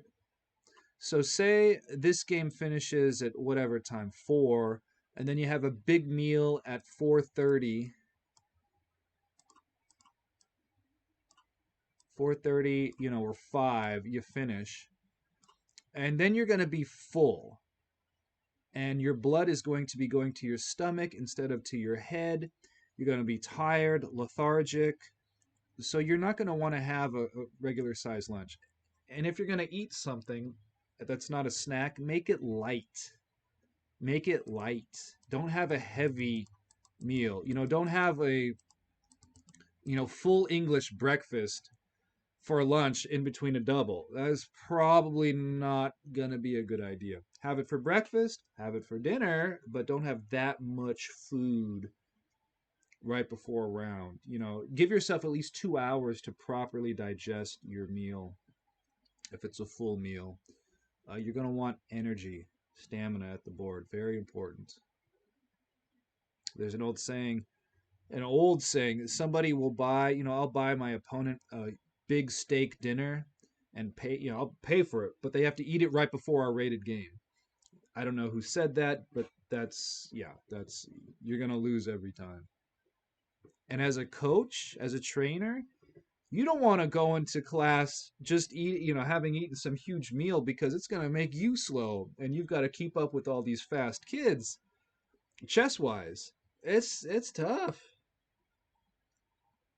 These kids talk faster than Puerto Ricans speaking Spanish. Blah, blah, blah, blah, just lines, just this line after line. It's, oh wow, these kids can be really fast.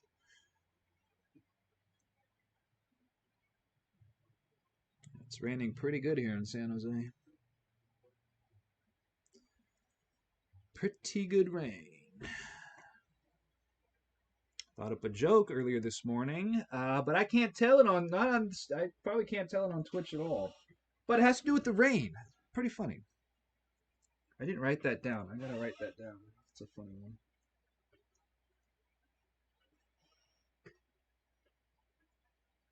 Hang on. Oh, yes, post-it notes.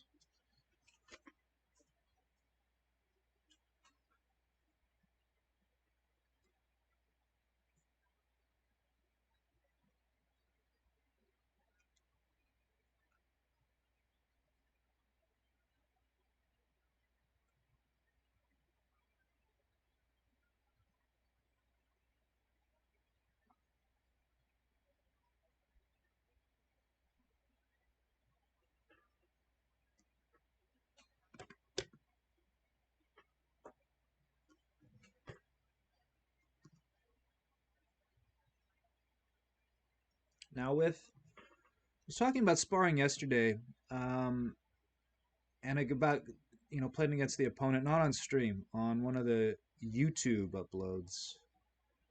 What did he play? Queen D. Yeah, Queen D1 is what I thought Milind would play. That's what this is what I would have played. Not that's why he played it, not at all. But Queen C2, I mean, nah, you're gonna get hit. And Queen D3 is a little too tight. A little too tight. But with regard to, okay, now here you've got the engines on, right? Now when you play, now, and this can be a kiss of death to so many chess players. I thought G5 was coming, but I mean this is too much. Come on. Now, how many non-weak squares does Black have? Almost everything is weak. This is bad. Long term, this is bad. So this, using engines is the kiss of death for a lot of adult chess players. And I don't mean professional players. I mean everybody else who's not professional. And this is why they're not serious about chess or good at it. It's because their game is damaged. And they'll leave the engine on, but they don't incorporate it properly. They solely rely on the engine. But, if you're, one of my old students, you're Milind and Charlotte. You're Coach Shosh playing in Vegas, his brother, Akshiti, you're one of them, Krishna. You're gonna want to play, when you do spar against the computer, keep the evaluation on and just soak it in. Soak it in. See what it thinks, and you'll start incorporating those ideas into your game. What is the computer thinking? And you say, oh, it's thinking this, and then you'll figure out why. And oh, it's thinking that, and then you'll figure out why. It can help quite a bit. And of course, that's if you're the gung-ho hardcore chess player. Then it can be very useful. If you're lazy, not that anybody in these sections is, but if you're, say, U1500, you're U1500, you've got this up, and you're not working on your game diligently, you're going to get lazy and just, oh, computer said knight b3, and just play knight b3 without trying to figure out why. So you're not really doing the thinking at all. And your game gets worse because you're more reliant on another entity that isn't you. And you're not incorporating that into your game. You're not learning why. You're just seeing it and doing it. That's you're not learning a thing. That's very hazardous. A lot of local adults, and I don't mean coaches, but local adults who play, play online or whatever it is, they have that flaw. They just turn on the kibitzer, turn on the kibitzer, turn on the kibitzer. Nonsense. Rubbish. No. Wrong answer. Don't turn on the kibitzer. Put in some work yourself. Put in most of the work yourself, and then turn it on.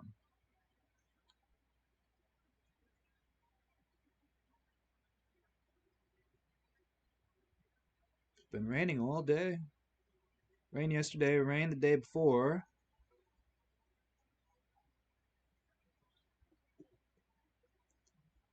So hence things are very green. It's like a Fallout mod, the one with grass. It's like that. And that's why haven't I streamed in the last couple of weeks? Because I've been playing Fallout 4 with controller drift on my y-axis. So I can't stream PlayStation 4. And Dragon Warrior 3 goof off percent was kind of, I need to cool off on that for a little bit more. I might have played that today if I wasn't streaming this. I might have streamed that maybe. But I've been playing PlayStation 4, but the menuing is so difficult. The game is a blast. I'm really enjoying it. But I can't really stream it because I don't have as much control over the y-axis as I would like. So I miss input, I miss menu.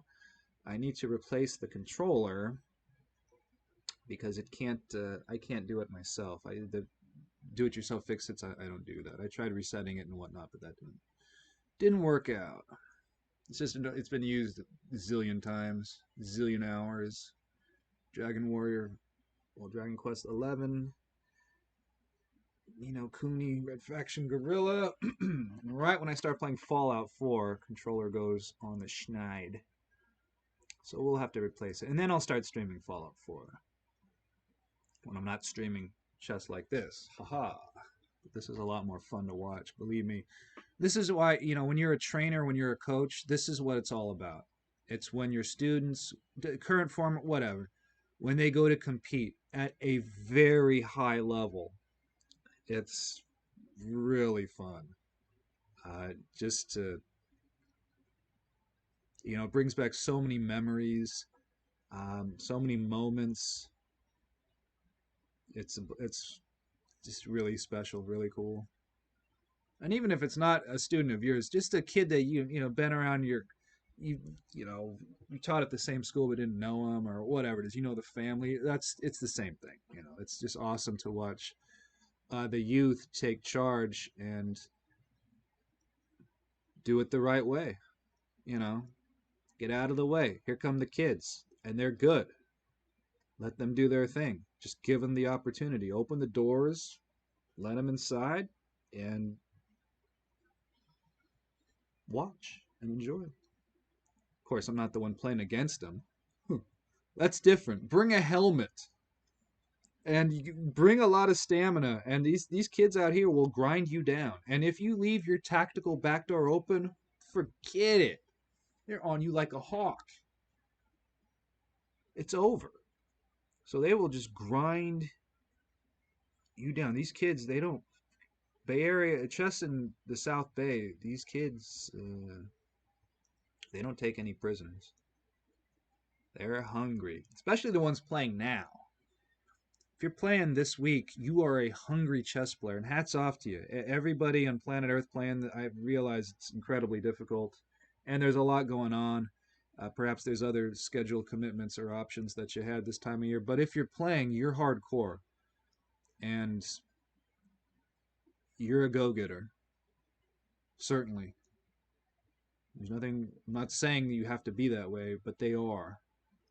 And not everybody is. Some players are, still on the sidelines or just waiting, and believe me, I understand completely, 100%. But those who are playing, it's just these days, there's been a lot of bad, this will be in one of the YouTube videos, but there's been a lot of bad chess in the pandemic, and for whatever the reason, I realize there's a zillion reasons and then some. But nonetheless, there's been a lot of bad chess. But those kids who've been working on their game that much more so than before are going to come out and just rise to the top potentially. They'll be able to do that or make progress in that direction, considerable progress, because there's rating points to be had. I mean, Milind gained how many? I should bring up his card. Hang on. Milind gained how many rating points this summer? Like over 200? It was insane. Nobody does that at that level.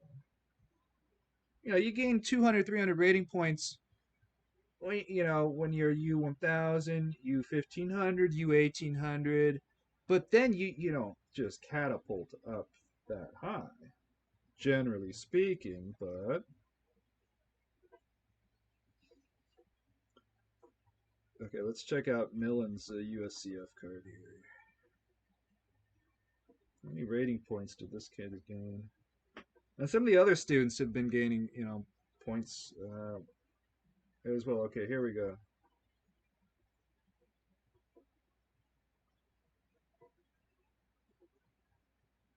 Okay, we're currently 2358.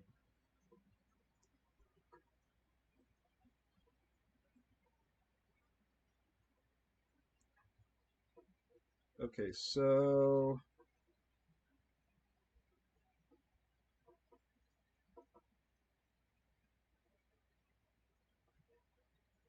if we go back to Milind's rating has gone up over 200 points in half a year. Wow. That's that's a huge jump.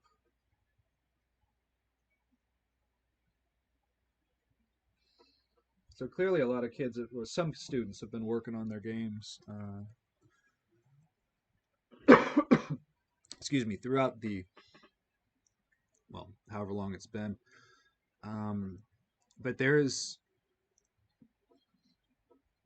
there's people still working on their chess, and stay with it if you want to. Of course, it's purely by choice. You must play chess. No, no, no. But if you want to, hey, go for it. It's open for the taking, especially if Magnus is not going to play matches anymore. What is that about? I mean, I know what it's about, but if, still gonna play, of course. But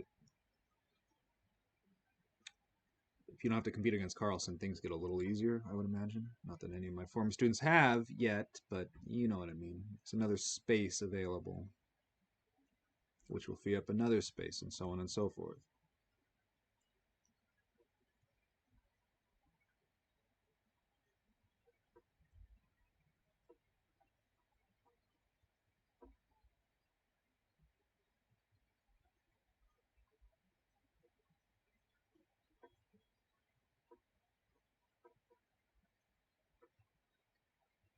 Yeah, that noise is the rain. I know it is showing up on OBS.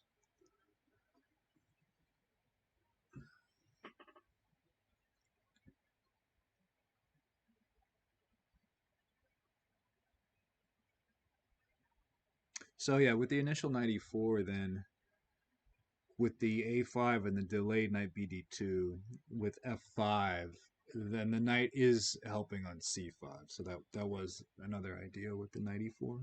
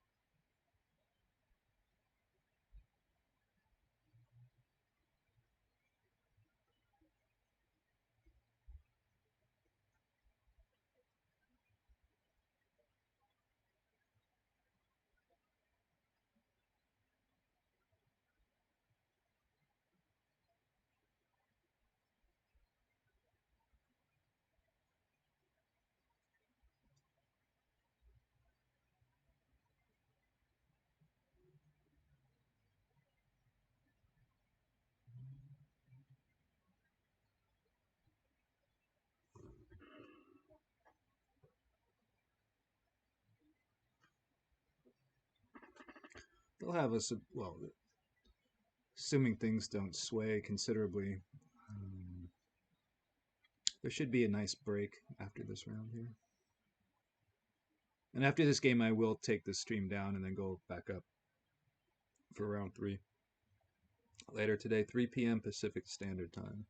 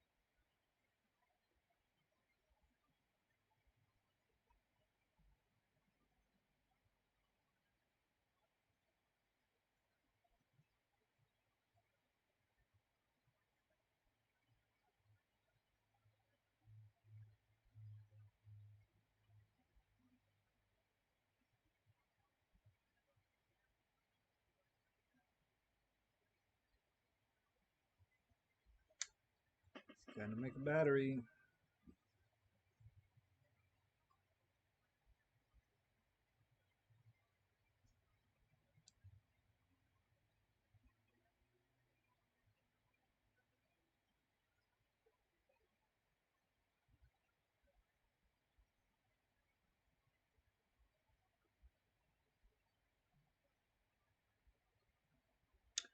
Is the queen going to C1?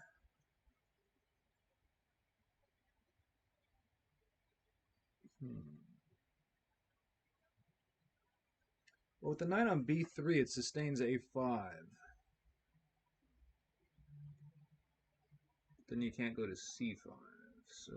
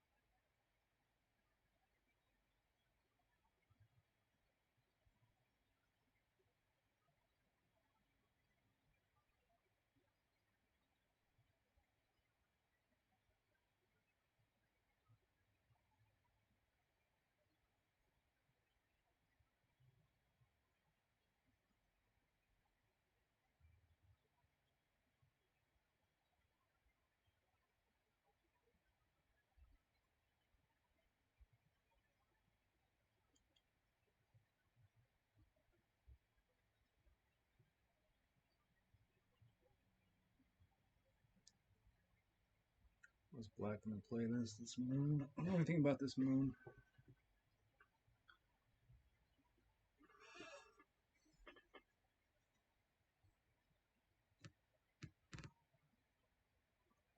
And this h6 g5, is there gonna be a g4 or a preparation? With the, rook lift or what have you.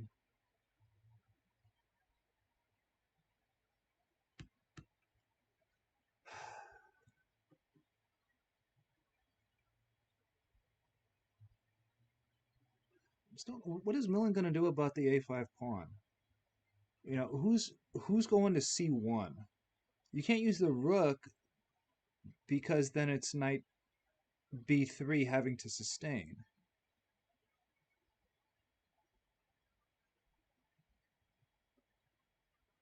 So the queen will go to c1. What? What is this, a Dutch? This is a Dutch, apparently. In a Dutch defense, the bishop will go boom, boom, boom. But this is not Dutch. I guess it is now. Okay.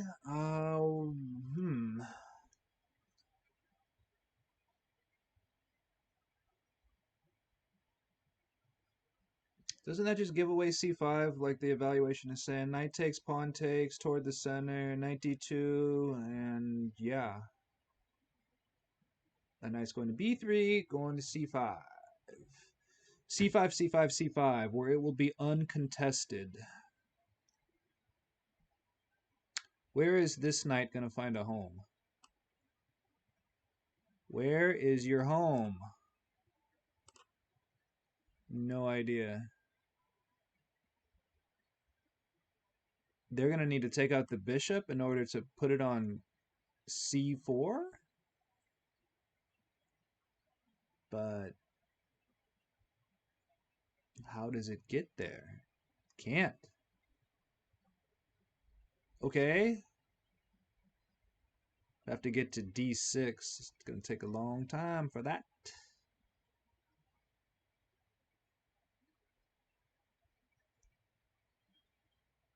I don't know about this.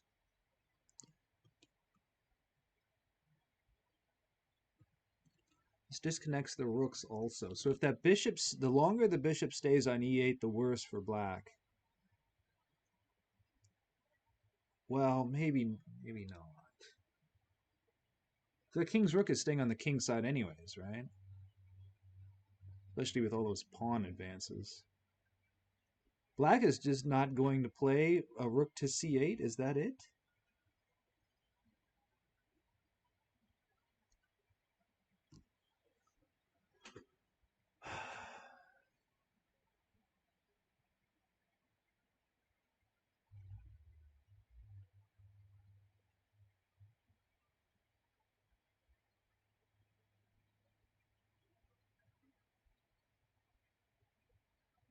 White's got a lot of choices here.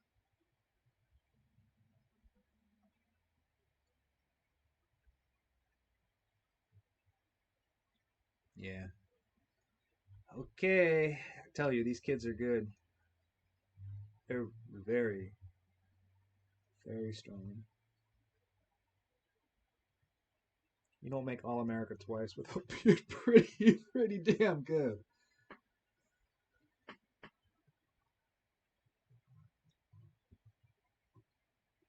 All right, so we're gonna see F take toward the center, and this knight is going to D2. Where is it going next? Hey, it matches chess bomb. That's cool. It's going to go to B3 and then to C5, where it will. This is going to be radiating tremendous strength. It's going to hit B7. It's going to hit these squares. That's going to be a very annoying piece. That'll be the best piece on the board. Anchored in by a pawn. with likely a battery behind it. Maybe, I mean, if Milind played rook c2, he's going to put something on c1. So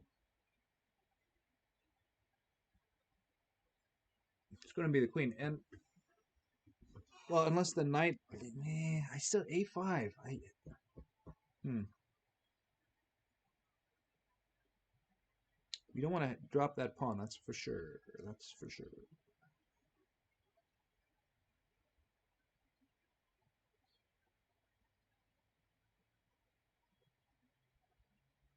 Tell you what, the d pawn is it even a consideration? It looks so weird. Generally, when you have this decision, which pawn are you going to take with? You're going to take with the d pawn, or you're going to take with the f pawn? You take with the f pawn. You take with, when it's the d and the f pawn, you take with the f pawn. I'm trying to think of examples when you don't. You take with the f pawn. Taking with the d pawn is perhaps here and there, but just generally speaking as a trend. Not that that's what you rely on exclusively to make your decisions in chess, but you take with the d. I mean, you take with the f pawn. Uh, you open up the f file for the rook. You keep your space. First of all, you have to take back. That goes without saying. But taking with the d pawn is just, with this structure is it's weird. Weird in a weird way, if that makes any sense. You just don't see it. And there's got to be reasons why. I'm not sure what Black is doing here, taking this much time for this decision, especially considering the clock is ticking. Not that, 10 minutes is plenty, I'm sure, but it adds up. Of course, it could be the transmission.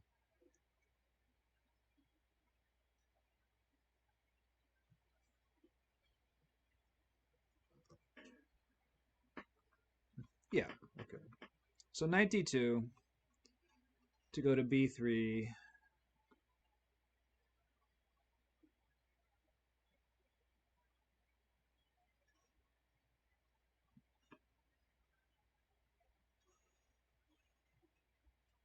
So, okay, is there anything on the f file? Just, watch f2 tactically, for any kind of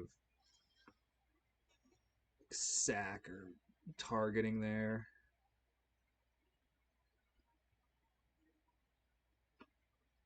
Rook a7 is interesting.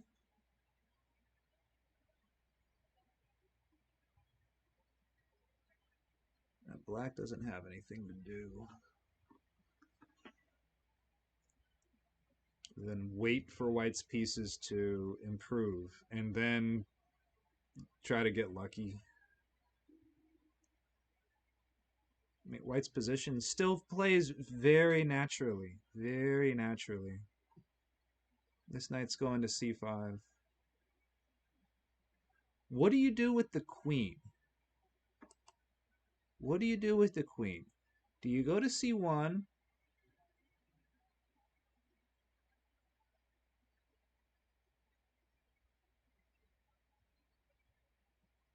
Or do you get this piece off the board? Do you try to trade off the white square bishop so as to weaken c6? Is that an idea? Some sort of bishop h5? I've seen the computer lines with this bishop h5. And it also brings the queen into play if there's a trade. Your bishop is better, of course, but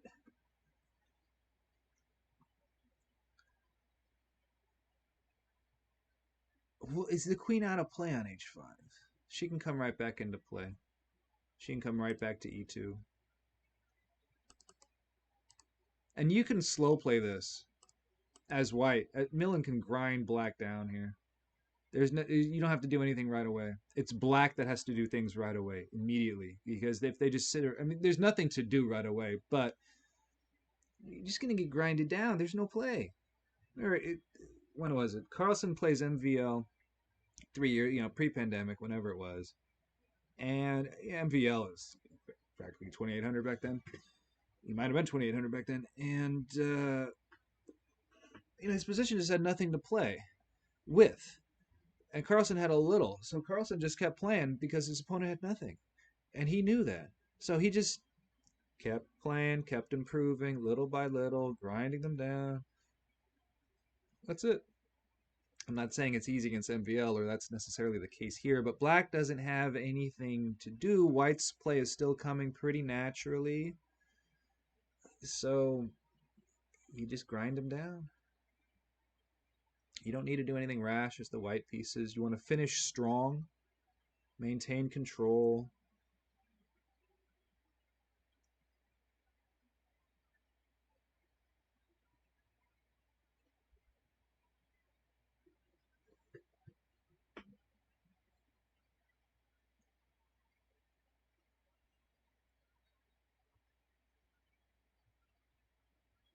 I might be able to get this video up on YouTube before the next round, depending on when this ends. Maybe. I hate doing that. I hate having to stream while I'm uploading. Oh, that's rough. That for chess, it may well be fine, but if you're streaming a non 8/16-bit game, don't not on this bandwidth. No.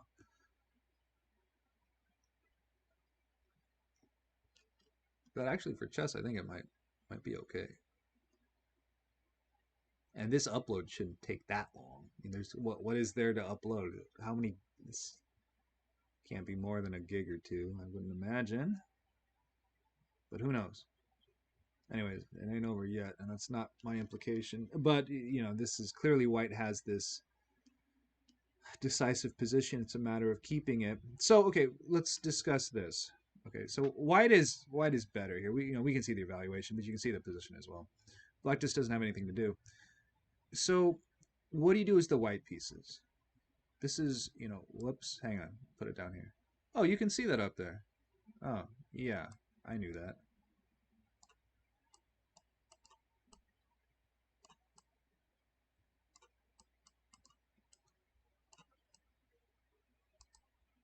Winning a wand. Winning a wand. I'm the wizard! No, not that type of one. We see e5 now.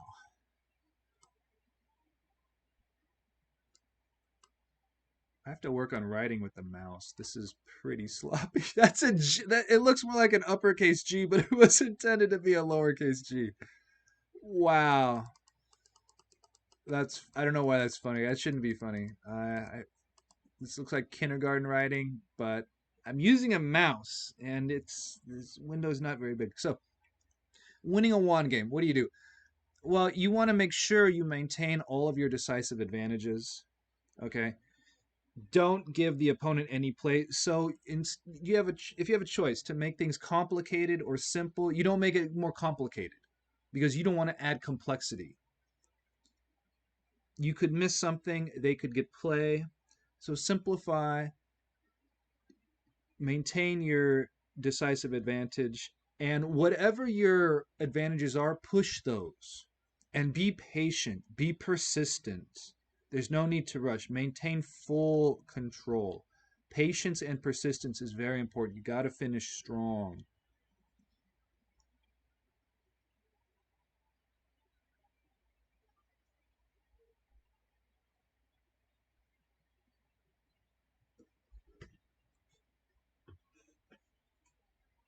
Finishing strong in chess is of incredible importance, not only in games, but in tournaments. This is a quick, 4-day tournament. But regardless of the number of days, it's about the number of rounds. And finishing strong chess is a grind. We saw it at the World Championship.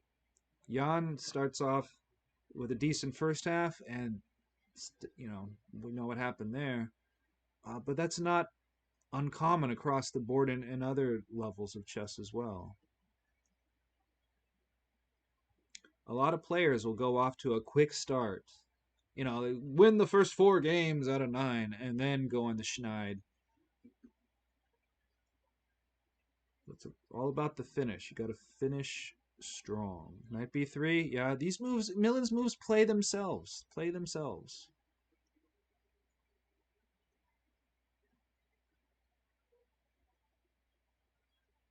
Computer did like taking, though. But here, if they're, you know, what is, you take on d4, you just take with a piece. What's the problem? I don't see an issue with that at all. And perhaps what Milind's trying to do is get the knights off the board. And his bishop is, you know, and those black pawns on d4, excuse me, d5 and e4 are going to be there forever.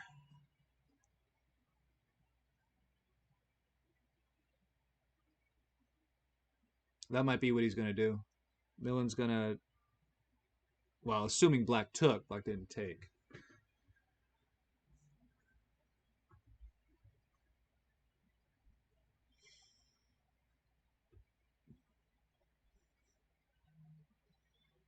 Computer recommends doobly-doo. Doobly-doo. Double the rooks. Doobly-doo. That's not what doobly-doo means, but that's what I mean when I say it here. Doobly-doo. Double rooks.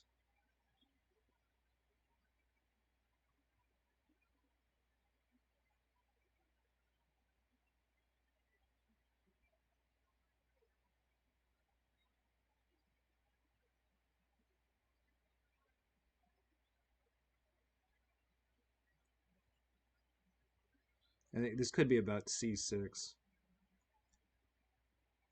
If white gets a rook on c6, it's over. That's why, okay, rook f6 is for more beef on a6, indirectly. How are we looking on the clock? Milind's up 10 minutes. Okay, nice. Nice. Very nice. Shout out to all the kids going to or who went to Faria Elementary School. Hello. And back when I was green coaching, you know, Faria had one of the greatest all-time chess coach lineups. Right before I got to Faria, they had Coach David with the beginners, who was legendary, Coach David Donaldson. Coach Ted Castro with the intermediates. And then Coach Ricardo for the advanced. You don't get better than that. I don't care who it is. I'd put those 3 up against any other staff, trainers, whatever you want. I don't care. You know what's funny? It's not funny, but half of that chess program at Faria Elementary School played competitively, and they were good. I lost to one of those kids. She swindled me. I was up 2 pawns, and I'll never forget that game. She made a move that on the surface looked like a blunder, and I didn't blunder check, and I moved very naturally, and she sold it with her body language. She gave like a negative sigh, like, and I didn't. She had me tactically, and anyways, the kid was from Faria, but half of that, you know, half of the after school chess program played competitive chess, and some of those kids were really good. Most of them were very good. At Faria, you don't get better than Coach David, Coach Ted, and Coach Ricardo at any level for scholastic play, period. You just don't.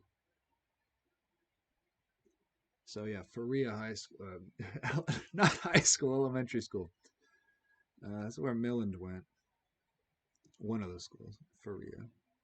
I think pretty much every student I've had from Cupertino has some sort of tie-in to Faria. Like, maybe they probably went there, but certainly their friends have gone to Faria, or you know, it's always a Faria connection. That is one game I will not be streaming for 8-bit Nintendo. Faria. That game is on cartridge. That game is like $150.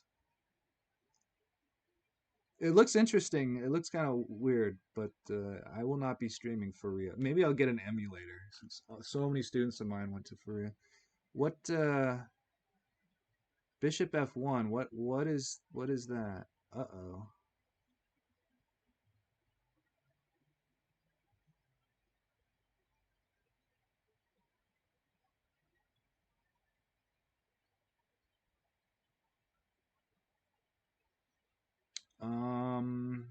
I don't understand bishop f1.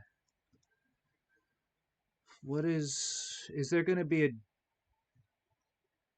It's not going to be a g3, right? Is this about bishop h3? Is this g3 bishop h3? For complete control of the c file? That's an old... Let's pretend the bishop goes to h3. Just pretend.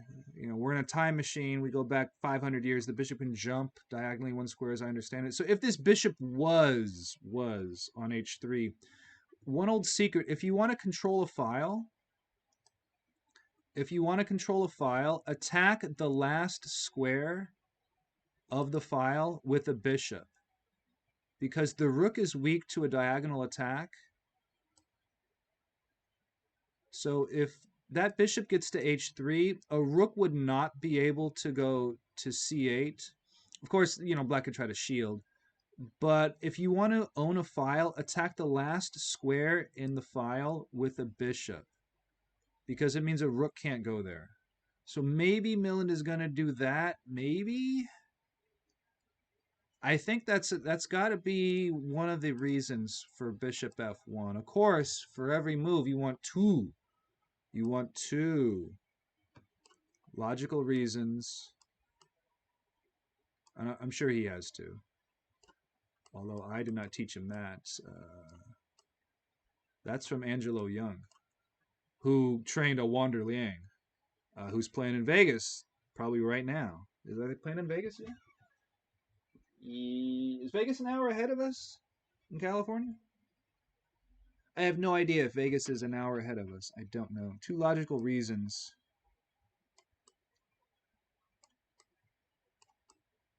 for every single move. Two logical reasons for every single move. That's very, it might sound obvious, but it's logical reasons for every single move. Just do it. It'll give you more. This evaluation has really gone negative very quickly. It did not like bishop f1 at all.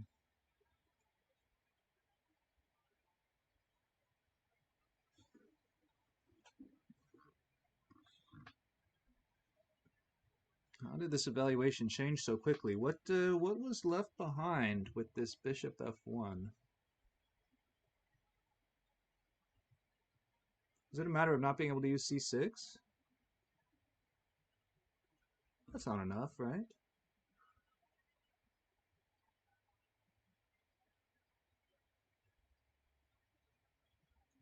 Where does black get play? Everything is direct. Well, it's the f pawn.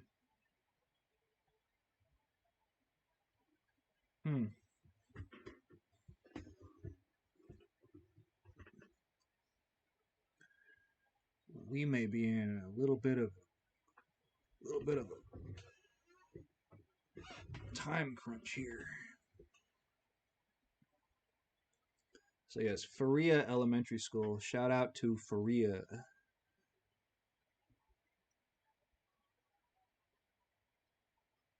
You see a lot of those shirts locally. Kids still wear the Faria shirt. Even if they don't go there, they still wear the Faria shirt. Of course, there's nothing wrong with that.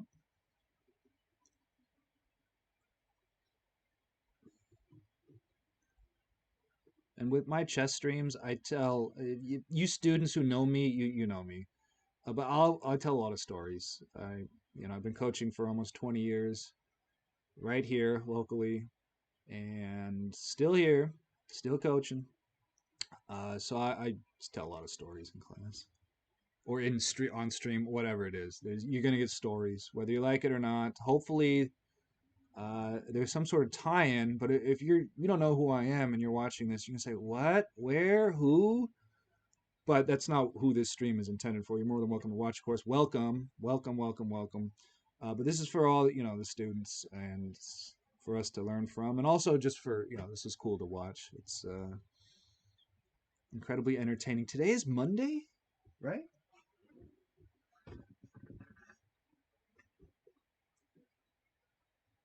Yeah, kind of a weird week. with all the holidays and whatnot. But how often do I get to stream one of my old students playing on a Monday morning? Not that often, at least not yet. But we'll put this on the live stream and we'll put it on the YouTubes so the kids can all see it. Milind, when he was 5, 6 years old, he would ask the most of any student I've ever had. Milind asked the most questions, the most. Some students ask a lot of questions, don't get me wrong, and I always encourage that, but he asked the most. And of course that means he's got a lot of interest in the game, and I would answer as truthfully as I could every single time. Sometimes I didn't have an answer and I would tell him, but he would ask a lot of questions. Some students ask no questions, and that shows you how interested they are. So trainers, coaches watching this, whenever it is, whoever you are, wherever you are, encourage your students to ask questions. And that means, you have your class and you're done. Do you have any questions? And that's after the lesson. And then before you leave, do you have any questions? And that means that, okay, you might have another gig to go to, sure, or maybe not.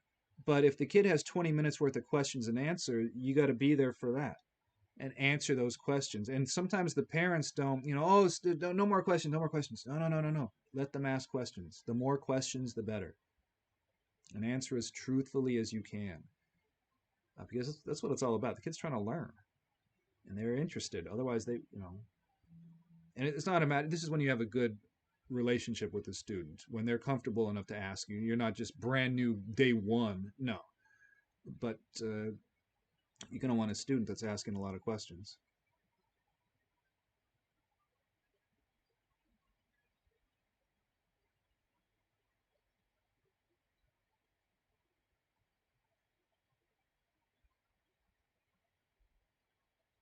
Your bishop d7 to take away bishop h3. So now Milind's bishop not looking so good. And that knight is misplaced on d4. Can it... would you even want a c5 now? A knight on c5, that is. There's no invasion here. That's the trouble with whatever happened on d4. It affects the invasion on the c file because you can go here with the rook, but where are you going next? You can't take. You can't go to c6. Going to c5 may allow a pawn break in the center for black.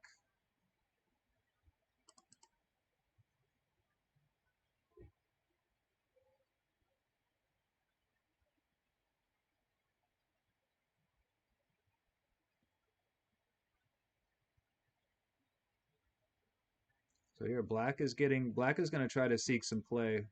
Whoops, I didn't do that. I just did that. Black is going to try to seek some play via this pawn right here. So we're going to have somebody else come over this way. We're going to have you go here and bazoom. Something like that.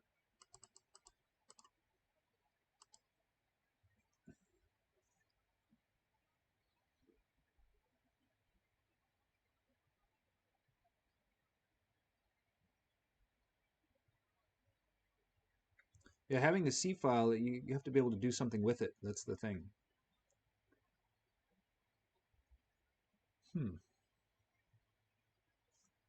Well, like I said, in chess, things can happen very quickly. It just takes one move. One move.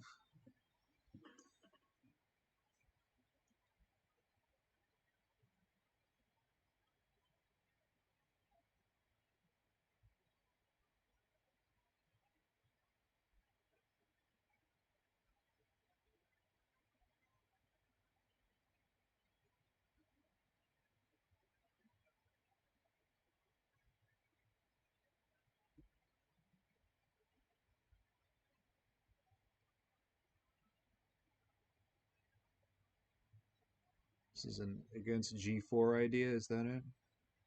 But then this weakens F2. So yeah, there's going to be the rook is going to go to F8, rook A F8. And now that this bishop is limiting the rook, it doesn't sustain. So what is Milind going to do with this bishop? It can't stay here.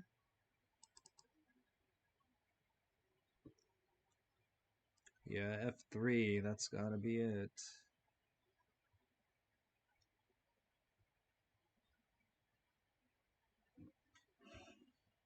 I have an isolated e-pawn.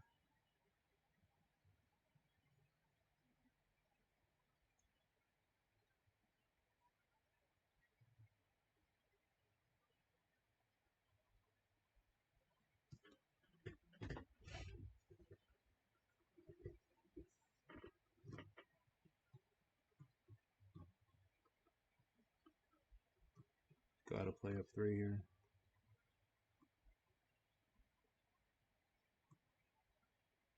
Uh-oh.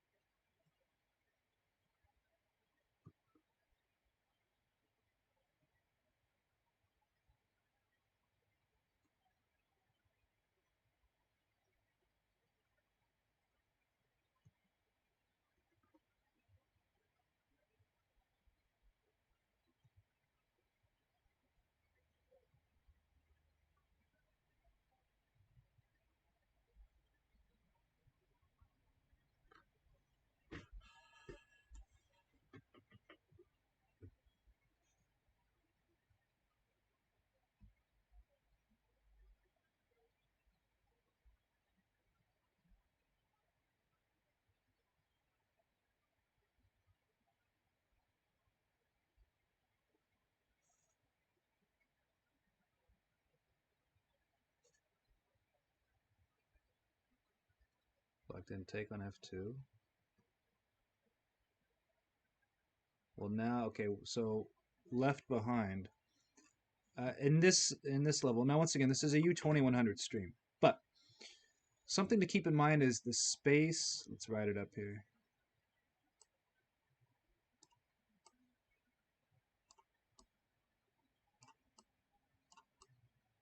Space left wine. No, not Dragon Warrior 2. Left behind.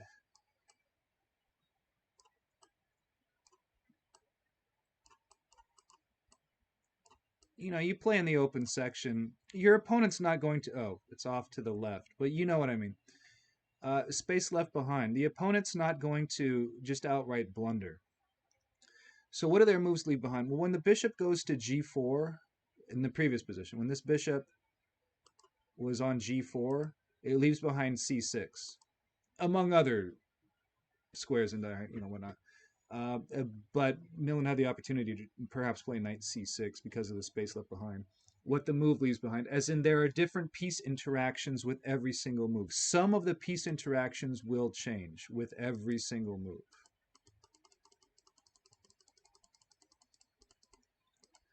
I wonder if there's keyboard shortcuts with Paint 3D. I bet there are.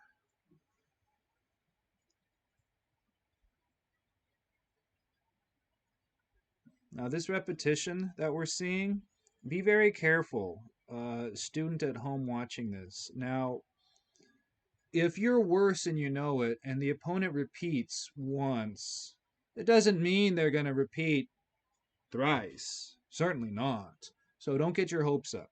Don't get your hopes up. And if you're the stronger player, and here they're playing with increments, so this may just be a time bank right here. They're going to repeat once, twice to bank a little bit more time and then not repeat. As in, if you know you're stronger, you're not going to repeat. As in, your position has more to play with.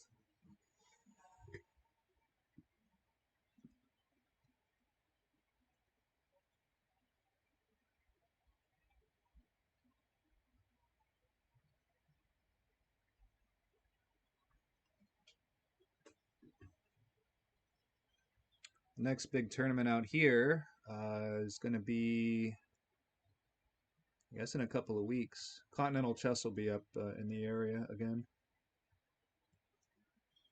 Golden State Open? Yeah. I have played there several times. Saw Linderman get a GM norm way back when at one of those GSOs. Linderman's had a terrific last couple of years. Linderman is somebody to keep an eye on, definitely.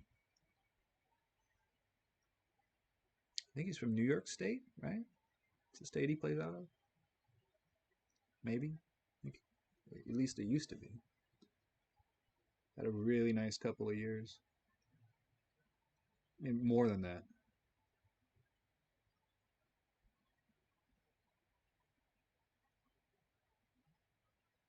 Where is the Golden State Open this year? Is it in Concord?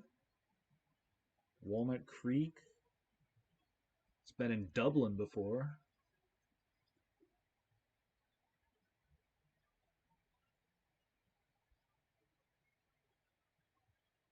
Those of you students watching, whenever it is, Continental Chess, check them out. They're, they've got they've got several different websites depending on what you're trying to do, but very well-run tournaments. I don't know about during the pandemic, but pre-pandemic, Continental Chess is fantastic. Uh, Always a well-run tournament, in my experience, in my students' experiences. Period. Yeah, they're trying to bank a little time. Is that it? I mean, are we gonna have a draw here?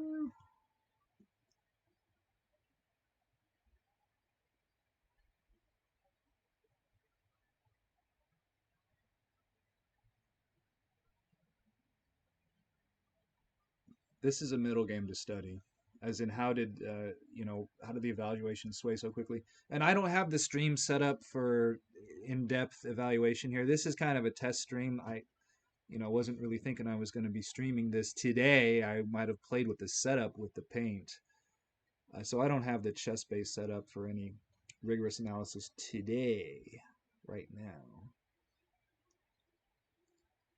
So I'm not going to dig in too deeply on stream.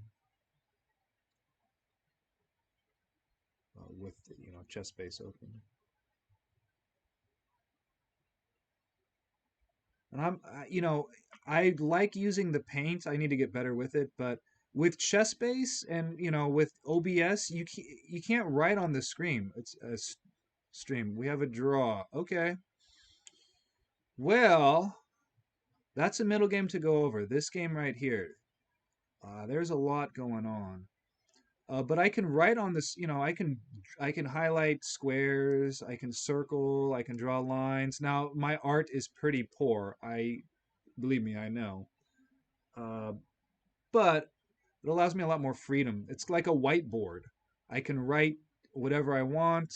I can keep a list, so on and so forth. Whereas in ChessBase, you can't do that at all. In OBS, I don't know how to do that. All I know how to do is put text on the screen and images and file window, blah blah blah, but you can't draw on the screen like you can with the paint application up. So okay, Milind got a draw. Next round 3 from Charlotte, is going to be at 3 p.m. Pacific Standard Time. If I'm assuming Milind's board is going to be on he's going to be playing on a DGT board in the open section there, so I'll go ahead and stream that today. And yeah, we'll take it from there. This will go up on the YouTubes. I'll put this up on YouTube pretty much right away after this, and have some nice lunch and get ready for round 3 from Charlotte. Let's check on, hang on, let's check on Josiah's game. Not on stream. I'm using a tablet here. Let's go to games.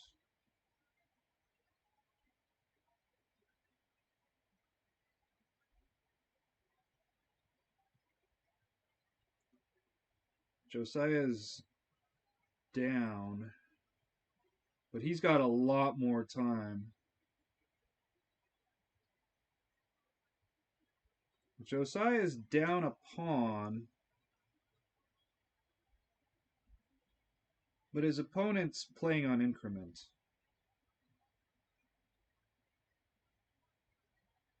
But Josiah is lost. He is pretty much lost. I don't see a way out for Josiah. That's too bad. Josiah's a good kid. He goes to Cal now. Good, like a year early, you know, that kind of thing. Lenderman drew. So yeah, Millen's going to be playing on one of the top boards. He'll be playing on a live board, meaning. Christopher, you won. All right, so I'm going to stop the stream. We're going to put this up on YouTube and get ready for the third round in a couple hours. So thank you for watching, and we'll see you.